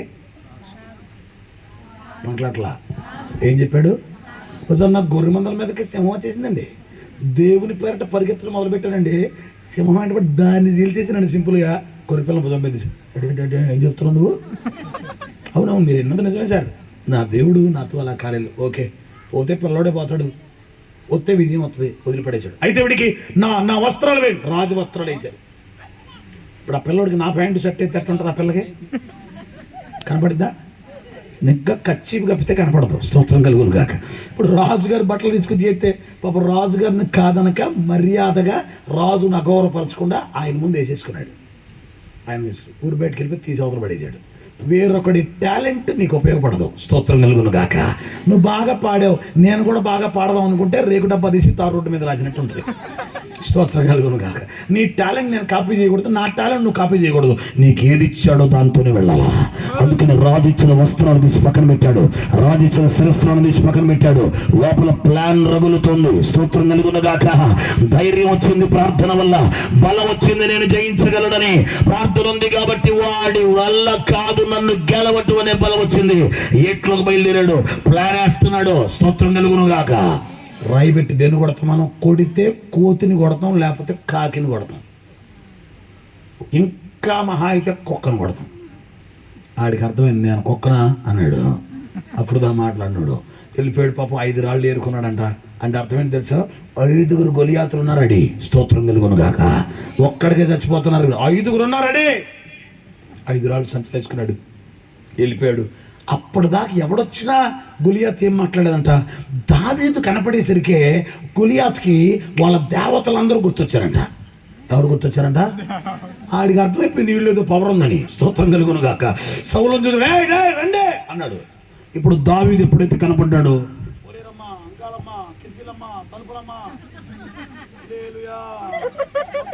వరుసపెట్టి చదువుతున్నాడంట. భయం వేసి. నేను కూడా చిన్నప్పుడు చీకట్లో నేను ఉద్యోగం చేసేటప్పుడు ఇక్కడ చల్లపల్లి దగ్గర శ్రీకాకుళంలో నా first posting place. Every second Saturday ఇంటికి వచ్చేవాడు. నేను స్కూల్ టీచర్ని కాబట్టి second Saturday Sunday holidays. So అక్కడ నుంచి నాకు ఇంకా మ్యారేజ్ కాల, దేవుని కృప వల్ల. నీకన్నీ బాగా అర్థమవుతున్నాయి. నమ్మగా నాతో పాటు కోటాలు రాయటం కట్టను. స్తోత్రం కలుగునుగా. చెప్పకముందే అర్థమైపోతున్నాను నాకు. కోడి తోక్కోండి నీకే ముందు అర్థమైంది. లేదు, అర్ధరాత్రి నేను లాస్ట్ బస్ ఎక్కి మా ఊరు సత్తుపల్లి దగ్గర కందుకూరు అనే ఒక గ్రామం, పల్లెటూరు. మా అమ్మ నాన్న అక్కడ ఉంటారు. మా నాన్న 7వ తరగతి విజయవంతంగా తప్పాడు. మా అమ్మ అసలేం చదువుకోవాలా దేవుని కృప వల్ల. కానీ నన్ను చదివించారు. దేవుని మహాకృప. ఇది ఏ జిల్లా? ఏమందే స్తోత్రం కలుగును గాక. నేను ఖమ్మం జిల్లా వాసినయ్యుండి 2000 డిఎస్సిలో నేను టీచర్ ట్రైనింగ్ కంప్లీట్ చేసుకుని 2000 డిఎస్సిలో 1999 సంవత్సరంలో ప్రభువుని సొంత రక్షణగా అంగీకరించి దేవుని సహాయం తీసుకుని మందిరంలో అక్కడెక్కడో కూర్చొని మీలాగా వాక్యం అందిస్తూ, ఎక్కడెక్కడో కూర్చొని మీలాగా వాయిద్యాలు కొడుతూ, అక్కడెక్కడో కూర్చొని మా పాస్టర్ గారికి చెప్పులు అందిస్తూ, మా పాస్టర్ గారి సైకిల్ దుడుస్తూ బ్రతుకుతున్న జీవితం. టీచర్ ట్రైనింగ్ అయిపోయింది. మా ఊర్లో ఎక్కువ బీఈడీస్ అయిన వాళ్ళు ఎక్కువ. ఈ 2000 సంవత్సరంలో డిఎస్సికి అప్లై చేయాలి. ఆ టైంలో ఎక్కడ పోస్టులు లేవు. నా ఫీలింగ్ ఏంటంటే దూరంగా వస్తే ఉద్యోగం కష్టం కదా, దగ్గరలో చూడాలని ఖమ్మానికి ఆనుకున్న కృష్ణా జిల్లాని టార్గెట్ చేసుకుని ఇక్కడ నేను డిఎస్సికి అప్లై చేశాను, నాన్ లోకల్ కేటగిరీ. సో నాకు రిజర్వేషన్ వర్కౌట్ అవ్వదు. When we go for non local competition, reservation మనకున్నా కూడా వర్కౌట్ అవ్వదు. ఓపెన్ కేటగిరీలో కొట్టుకోవాలా. నేను అప్పుడు కృష్ణా జిల్లాలో అప్లై చేసుకున్నాను. కృష్ణా జిల్లాలో 7 పోస్టులు ఉన్నాయి ఆ టైంలో. అది 2000 సంవత్సరం. నా 7 తగ్గట్టు. నా ఫ్రెండ్స్ అంతా మహబూబ్ నగర్, మెదక్, సంగారెడ్డి, శ్రీకాకుళం, విజయనగరం, యాలకోళం అన్నీ తిరిగి అప్లై చేయాలి. ఒక్కచోట 700, 300, 250, 500 పోస్టులు ఉన్నాయి. ఇక్కడ నా 7 తగ్గట్టు నేను అక్కడక్కడికి పోలా. ఎందుకంటే కృష్ణా జిల్లా పక్కనే ఖమ్మం జిల్లా. అక్కడ ఉద్యోగం అయితే సైకిల్ వేసుకుని వెళ్ళిపోవచ్చు, రోజు ఇంటికి రావచ్చు. ఇదే ఫీలింగ్. అసలు ఇంతమంది పోస్టులు ఎట్రా అనే ఫీలింగ్ ఏం లేదు. పాస్టర్ గారితో ప్రార్థన చేయించుకున్నాను. డిఎస్సి అప్లికేషన్ తీసుకెళ్ళి ప్రార్థన చేయించుకుని మోకాళ్ళు వేసుకుని తీసుకెళ్ళాను, అప్లై చేశాను. ఇంట్లో వచ్చి కూర్చున్నాను. మా ఇంటి పైన తాటాకే, ఇంటి చుట్టూ తాటాకే. అలాంటి ఇల్లు మాది. ఓ పక్క నుంచి కుక్కలు, ఓ పక్క నుంచి పిల్లులు, అన్నీ నోవాహు వాడలాగా ఉండేది మా ఇల్లు. వానొత్తే పాములు వచ్చాయి, వరదొత్తే కప్పలు వచ్చాయి. పాము కప్పను ఊరుకుంటారా? అది పడితే బెక్క మా మంచం కింద కనబడుతుండేది. ఇట్లా ఒక్కోసారి పడుకొని చూస్తే పైన కట్ల పాము కనబడేది. వామ్మో అని మాకంటే ముందు మా అమ్మ పరిగెట్టేది. స్తోత్రం కలుగును గాక. మా ఇంటి చుట్టూ 12 జామాయి చెట్లు ఉండేవి. గాలి కొంచెం వస్తే అది ఇంకొంచెం వేగంగా ఊగుతుంటే గాలి శబ్దం అంటే మా అమ్మకు భయం. ఆ శబ్దానికి నాకు ఒక 2 పిల్లలు ఉన్నారనే సంగతి కూడా మర్చిపోయి ఎదురింట్లోకి వెళ్ళిపోయి ఎరా బాబు రారా రారా అనేది. అమ్మో నీ ప్రేమ అనుకుని నేను. స్తోత్రం కలుగునుగా. ఇలాంటి పరిస్థితుల్లో చదువుకోవటానికి కిరోసిన్ దీపం తప్ప మా ఇంట్లో ఏం లేదండి. కిరోసిన్ దీపం తప్ప మా ఇంట్లో ఏం లేదు. కరెంట్ కూడా లేదు. అది 2000 సంవత్సరం. ఉద్యోగానికి అప్లై చేస్తున్నాను. దేవుడు నాకు ఇచ్చిన రక్షణ, నాకు ఇచ్చిన వాగ్దానం తప్ప నేను I was not enough matured, I was not enough talented కాదు. కానీ దేవుని కృప. అడిగాను పాస్టర్ గారిని, ఈ వాగ్దానం ఏంటి అడిగాను. చెప్పారు జవాబు. తీసుకుని వెళ్ళాను, అప్లై చేశాను. ఇంట్లో కూర్చొని చదువుతున్నాను. 7ంటికి వీధి లైట్ కిందకి వెళ్ళాను పుస్తకం చదువుకోవడానికి. అది అన్నారు అందరూ, వచ్చాడు రా అభినవ అబ్రహాం లింకన్ అన్నారు. వచ్చాడు రా అభినవ అబ్రహాం లింకన్ వీధి దీపాలు చదువుకోవడానికి. వదిలేస్తారన్నాడు. కామెంట్లు. భయం వేసి లోపలికి వెళ్ళిపోయి అందరూ పడుకున్న తర్వాత కొన్నిసార్లు 9:30, 10 o'clock పుస్తకం తీసుకుని వీధి లైట్ కిందకి వస్తే లైట్ అక్కడ, పుస్తకం ఇక్కడ కనపడేది కాదు, అర్థమయ్యేది కాదు. ఒక అరగంట, గంట చదువుకుంటే కళ్ళు మంటలు వచ్చేసి ఏం చేయాలో అర్థం కాదు. అలాంటి టైంలో 45 రోజులు టైం ఉంది ఎగ్జామ్కి. సత్తుపల్లిలో ఒక ప్రైవేట్ స్కూల్లో పనిచేస్తున్నారు నా ఫ్రెండ్స్. నేను వాళ్ళు రిక్వెస్ట్ చేశాను, రే బావా మీ రూమ్కి వస్తాను, ఒక్క 40 రోజులు నాకు టైం ఇవ్వండి, నా చదువుకోవడానికి కుదరట్లేదు ప్లీజ్ అని రిక్వెస్ట్ చేసి పాస్టర్ గారితో ప్రార్థన చేయించుకుని మమ్మల్ని ఒప్పుకోండి. నువ్వు చదువు మమ్మల్ని వద్దరెత్తుదా, ఎరువు పనికి వెళ్ళు, కరువు పనికి వెళ్ళు, తాడకొప్ప తోడటానికి వెళ్ళు, పక్క అవకాశమే ఉండమ్మా అని బతినాడు. వెళ్ళిపోయి ఫ్రెండ్స్ రూమ్లో కూర్చుని మీరు నమ్ముతారా 16 నుంచి 18 గంటలు చదివే రోజుకి భయం భయం. అమ్మ నన్ను వద్దంటే ట్రైనింగ్కి వెళ్ళాను. నాన్న పాలేరుతనం ఉండి 15,000 రూపాయలు తీసుకొచ్చి ఫీజు కట్టాడు. పాలేరుతనం ఉండి చదువు ముగించుకొని ఇంటికి వచ్చాను, సర్టిఫికేట్ తెచ్చుకోలేకపోయాను. కారణం కాలేజీలో డబ్బులు కట్టాలి, 14,500 కట్టాలి, డబ్బులు లేవు. 4 రోజుల్లో లాస్ట్ డేట్ అప్లై చేయాలి. నాన్న అని అడిగితే ఎవడెళ్ళమన్నాడు నేను చదువుకోవడానికి, మా ప్రాణాలు తీసుకొని చదువుకోరా నువ్వు అని అంటే ఏం చెప్పుకోవాలి అర్థం కాని పరిస్థితి. ఈ ఒక్క అవకాశం ఇవ్వండి, నాకు ఖచ్చితంగా ఉద్యోగం వస్తుంది, ఈ ఒక్క అవకాశం ఇవ్వండి. నేను వాళ్ళ ముందు ఏడుస్తున్నాను. ఎవరితో చెప్తే మా అమ్మ నాన్న వింటారో వాళ్ళందరితో చెప్పిస్తున్నాను. మా నాన్న ఊళ్ళో ఒక పెద్ద ఆసామి దగ్గరికి వెళ్ళిపోయి, అయ్యా మాకు 14,500 కావాలంటే కింద నుంచి పైకి చూసి ఏం చూసి అడుగుతున్నావురా, ఏం చూసి అడుగుతున్నావు, ఏం చూసి ఇవ్వాలరా నీకు, అయ్యా సంవత్సరం అంతా క్రమతం చేస్తున్నాయా, చదువుకున్నాడు పిల్లడు, సర్టిఫికేట్ తెచ్చుకోకపోతే కష్టం. ఎంత ఇదంతా మీకు ఎంత తోస్తుందంత 15,000 16,000 ఇచ్చారండి. సంవత్సరం అంతా మా ఊరు నుంచి నారాయణపురం అనే ఒక ఊరికి 12 కిలోమీటర్లు సైకిల్ దొక్కుని వెళ్ళి మామిడి తోట కాపలా కాసి మా నాన్న 8 గంటలకు ఇంటికి వచ్చేవాడు. సంవత్సరం చాకరీ నా సర్టిఫికేట్ తెచ్చుకోవడానికి. సంవత్సరం చాకరీ బయలుదేరి వెళ్ళిపోయి అప్లై చేసుకున్నాను. తర్వాత దేవుని దేవాల ఎగ్జామ్ రాసుకున్నాను.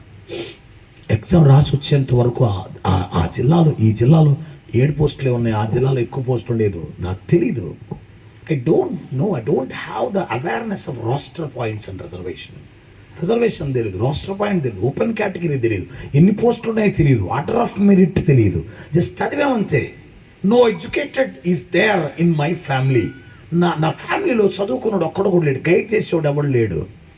ఇలాంటి పరిస్థితుల్లో రాసి వచ్చానండి, అప్లై చేసి వచ్చాను. అందరూ భయపెడుతున్నారు, ఎరా పొత్తుందా, జ్ఞానం ఉందా, 350 పోస్టులు ఉన్న చోటకి వెళ్ళకుండా 7 పోస్టులు ఉన్న చోటకి వెళ్ళావు, అదే కృష్ణా జిల్లాలోకి వెళ్ళిపోయావు.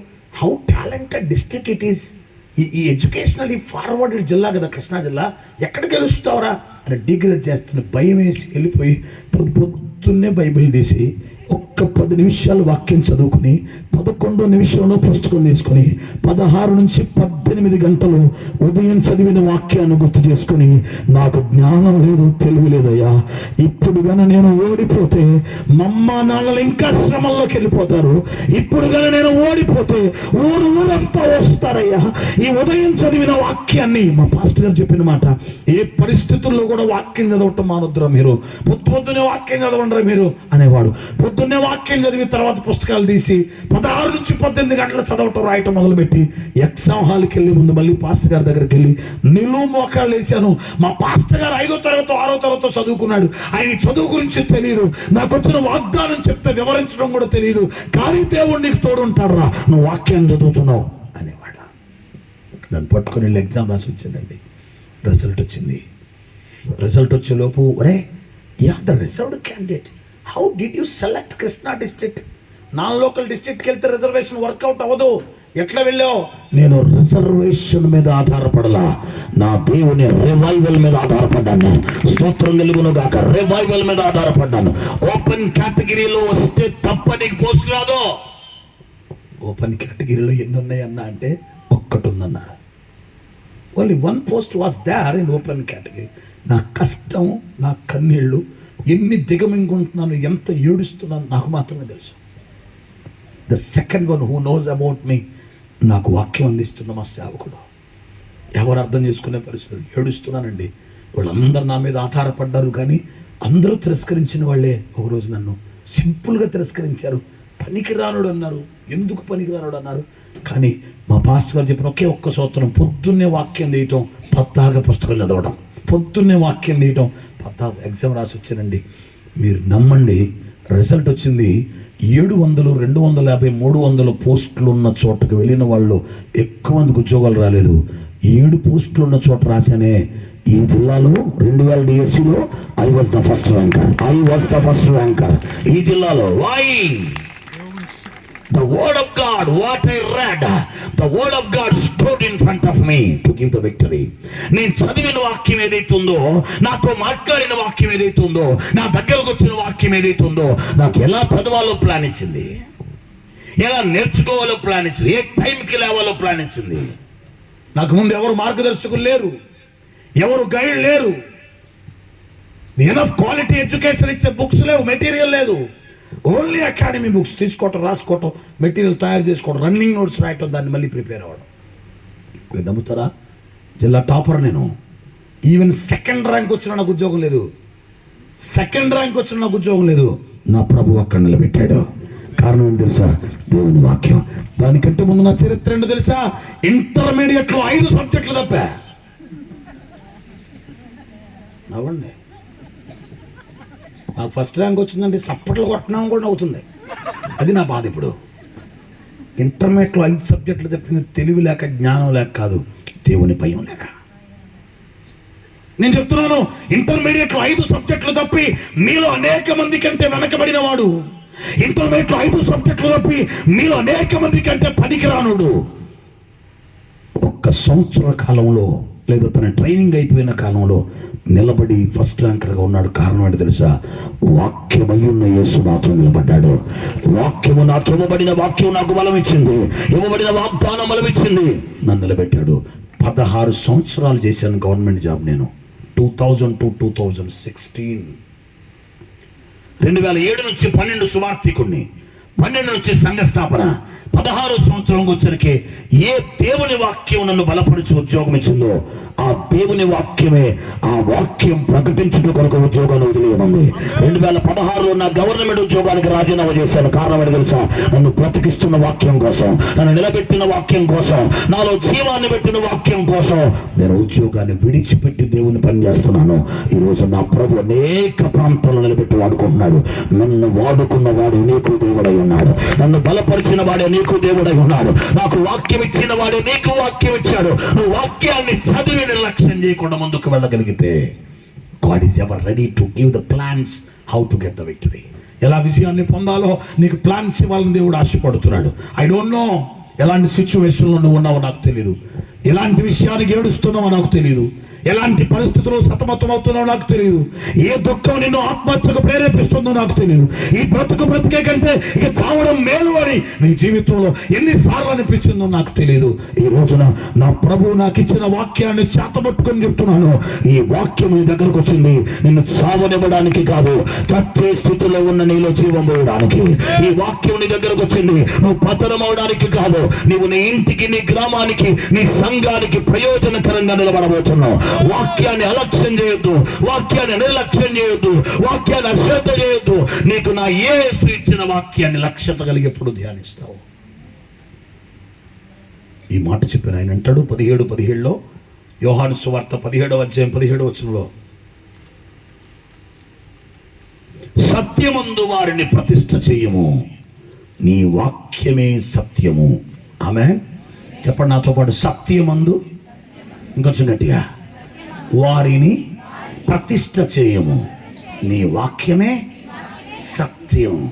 ఇప్పుడు తండ్రితో చెప్తున్నాడు, అయ్యా నా సంతోషం వీరి యందు పరిపూర్ణమవునట్లు వాక్యం వారికి చూస్తున్నాను ప్రభువా, సత్యములో వారిని ప్రతిష్ఠ చేయండి, సత్యములో ప్రతిష్ఠ చేయండి. ఈరోజు ప్రార్థనలో అసత్యం ఉంది, పరిచర్యలో అసత్యం ఉంది, బోధలో అసత్యం ఉంది, మాటలో అసత్యం ఉంది. నోరు తెరిస్తే అబద్ధాలే. ప్రార్థనకు తగిన బ్రతుకు జీవితంలో లేకపోతే అది అసత్యమైన ప్రార్థన. బోధకు తగిన బ్రతుకులో లేకపోతే అది అసత్యమైన బోధ. సమర్పణకు తగినంత సేవలో లేకపోతే అది అసత్యమైన సేవ. అందుకనే ప్రభు అన్నాడు, పరిచర్య కోసం ప్రతిష్ఠ చేయండి, సేవ కోసం ప్రతిష్ఠ చేయండి, మందిరం కోసం ప్రతిష్ఠ చేయండి, అల్లా వారిని సత్యములో ప్రతిష్ఠ చేయమని అడిగాడు. ఏమిటి సత్యం అంటే? దేవుని వాక్యమే. ఈ సత్యము నీలో ఉంటే, నువ్వు సత్యములో ప్రతిష్ఠ చేయబడితే సత్య వాక్యము నిన్ను శోధనలో సువర్ణముగా మార్చుతుంది, శోధనలో వెలిగిస్తుంది, బలపరుస్తుంది, నిలబెడుతుంది. అట్టి కృపణ దేవుడు మీకు ఇచ్చునుగాక. I urge you, I beg you, I appeal you, don't lose the time of scripture reading. వాక్యాన్ని చదివే విషయాన్ని సేవకులమైన మేము కూడా మేము వాక్ చేసుకుంటూ వాక్యాన్ని ధ్యానించే సందర్భాన్ని ఎప్పుడు వదలొద్దు. ఎంత అవకాశం దొరుకుతుందో వాక్యాన్ని చదవండి. సమస్య వచ్చిందా, ప్రార్థన చేయటానికి ముందు వాక్యం చదవండి. కష్టం వచ్చిందా, జయించలేకపోతున్నారా, ప్రార్థన చేసే దేవా నీ వాక్యంలో నుంచి నాతో మాట్లాడండి అయ్యా అని వాక్యాన్ని చదవండి. యెహోషువ ఏం చేసేవాడు తెలుసండి? యెహోషువ యుద్ధానికి వెళ్ళేటప్పుడు, యుద్ధం నుంచి వచ్చేటప్పుడు ఇశ్రాయేలు మొత్తాన్ని పోగు చేసి వాక్యం పెద్దగా చదివి వినిపించేవాడంట. ఎవరండి? యెహోషువ. యెహోషువ గ్రంథంలో మనం చూస్తాం. యెహోషువ విజయాన్ని పొందటంలో ఉన్న అద్భుతమైన మెట్లలో ఒక అద్భుతమైన విషయం ఏంటో తెలుసండి? ఆయన వేకువని లేచి ప్రార్థన చేసేవాడంట. రెండవది, ధర్మశాస్త్ర గ్రంథములో ఉన్న శాపవచనములను, ఆశీర్వాద వచనములు అన్నిటినీ చదివి ఇశ్రాయేలులందరికీ వినిపించేవాడంట. ఒకవేళ మీరు చదవగలిగిన వాళ్ళైతే మీరు పెద్దగా చదివి మీ ఇంట్లో వాక్యం చదవలేని వాళ్ళకి కూడా వాక్యాన్ని బిగ్గరగా చదివి వినిపించండి. వాక్యం మీ ఇంట్లో ఉంటే దేవుడు ఉన్నట్టే, వాక్యం మీ ఇంట్లో ఉంటే వెలుగు ఉన్నట్టే, వాక్యం మీ ఇంట్లో ఉంటే విజయం ఉన్నట్టే, వాక్యం మీ ఇంట్లో ఉంటే సమస్యలను ఎలా జయించాలో ప్లాన్ కూడా మీ ఇంట్లో ఉన్నట్లే. అది మీకు అర్థమైతే నిశ్చయంగా ఆశీర్వదించబడుతుంది గాక. ఎందుకు చదువులో ఓడిపోయావు? ఏం చదవాలో ప్లాన్ లేదు, ఎలా చదవాలో ప్లాన్ లేదు. ఎందుకు వ్యాపారంలో ఓడిపోయావు? ఎలా చేయాలో ప్లాన్ లేదు, ఏ వ్యాపారం చేయాలో ప్లాన్ లేదు. ఎందుకు కుటుంబాన్ని యోగ్యంగా కట్టుకోలేకపోతున్నావు? ప్రార్థన చేస్తున్నావు కానీ ఎలాగ ఎవరిని దేవుళ్ళలోకి సంపాదించుకోవాలో నీకు ఒక ప్లాన్ లేదు, నీకు ఒక ప్లాన్ లేదు. అందుకోసం ప్రార్థన నీకు శక్తినిస్తే వాక్యం నీకు ప్లాన్ ఇస్తుంది. కాబట్టి అది పవర్ కావాలి, ప్లాన్ కావాలి. అనండి, చెప్పండి, ప్లాన్ కావాలి. ఈ రోజు నువ్వు అడగాల్సింది ఏంటి తెలుసా? అయ్యా మారని నా భర్తను ఎలా మార్చుకోవాలో నాకు అర్థం కావట్లేదయ్యా, ఒక మంచి ఆలోచన చెప్పండి ప్రభువా. నాతో పాటు ఉన్న వాళ్ళు మంచి మంచి ఉద్యోగాల్లో ఉన్నారు కానీ నా వల్ల కావట్లేదయ్యా, నాకు ఒక ప్లాన్ చెప్పండి. ఏ కోర్సులు వాళ్ళు ఎక్కడికి వెళ్ళాలో, ఎలా మాట్లాడాలో దేవా నాకు అర్థం కావట్లేదు, నాకు ఒక ప్లాన్ చెప్పండి ప్రభువా అని దేవుని ప్లాన్ కోసం దేవుని వాక్యం మీద ఆధారపడితే నిశ్చయంగా నా ప్రభు కృపగల కార్యాలు చేయబోతున్నాడు. అందుకని ప్రార్థన పవర్ ఇస్తే వాక్యం ప్లాన్ ఇస్తుంది. మళ్ళీ చెప్తున్నా, ప్రార్థన పవర్ ఇస్తే వాక్యం ప్లాన్ ఇస్తుంది. ఇది దేవుని సంతోషం మన యందు పరిపూర్ణమవునట్లు దేవుడు మనకిచ్చలేడు. కాబట్టి మనకు దేవుడిచ్చిన వాక్యాన్ని నిర్లక్ష్యం చేయమాకండి. వాక్యానుసారమైన సంఘంలో ఉండండి, వాక్యానుసారమైన బోధలో ఉండండి, వాక్యానుసారమైన సేవలో ఉండండి, వాక్యానుసారంగా బ్రతికే సేవకుడిని వెంబడించండి. అప్పుడు నిశ్చయంగా మీరు ఆశీర్వదించబడుదురు గాక. ఆమేన్. ఈ కృప నాకు కావాలయ్యా. ఇంత పెద్ద సమస్య, ఇంత పెద్ద కష్టం, ఇంత పెద్ద ఓటమి, ఇంత కన్నీళ్ల పరిస్థితిలో నేనున్నాను ప్రభువా, నాకు ఒక ప్లాన్ కావాలి. ఎక్కడి నుంచి ఎలా బయటికి రావాలి, నాకు ఒక ప్లాన్ కావాలి. ఈ స్థితిని ఎలా మార్చుకోవాలి, నాకు ఒక ప్లాన్ కావాలి. నా కుటుంబాన్ని ఎలా కట్టుకోవాలి, నాకు ఒక ప్లాన్ కావాలి. మా గ్రామ యవనస్తుల్లా నీ కొరకు నిలబెట్టాలి, నాకు ఒక ప్లాన్ కావాలి.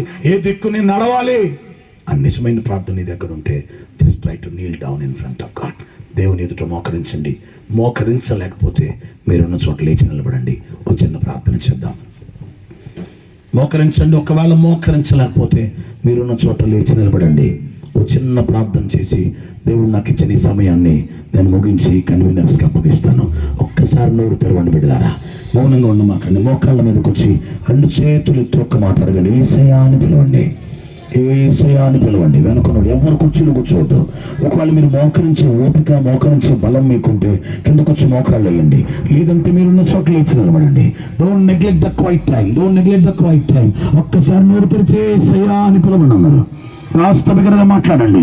ఎంత సమస్య నీకుందో, ఎన్ని కన్నీళ్లు నువ్వు గారుస్తున్నావో, ఎంత దుఃఖం నీకుందో, ఎంత ఆవేదన కలుగుతుందో ఒక్కసారి నోరు తెరిచి యేసయ్యా అని పిలువు. మాట్లాడండి, మాట్లాడండి, అందరూ మాట్లాడండి. ఆయన సంతోషం నీలో పరిపూర్ణం అవడానికి ఆయన వాక్యం నీ చేతికి ఇచ్చి వెళ్ళాడట. ఇంతకాలం నీ వాక్యాన్ని నిర్లక్ష్యం చేశాను ప్రభువా, నన్ను క్షమించు నాయన. అందుకనే ఎన్నో ప్లాన్లు నేను పొందలేకపోయాను, ఓడిపోతూనే వచ్చాయా, దిగజారిపోతూనే వచ్చాను ప్రభువా, నన్ను క్షమించు యేసయ్యా. నీ వాక్యాన్ని ధ్యానించే కృప నాకు కావాలి యేసయ్యా అని ఒక్కమారు స్వరమెత్తి యేసయ్యా అని అడగండి. ప్రార్థన లేక ఓడిపోలేదు బిడ్డ, నువ్వు ప్రార్థన బాగానే చేసావు, ఓ వాక్యం లేక ఓడిపోతున్నావు, ప్లాన్ లేక ఓడిపోతున్నావు. అందుకే యేసయ్యా అని స్వరమెత్తుదామా, స్వరమెత్తుదామా, స్వరమెత్తుదామా, స్వరమెత్తుదామా.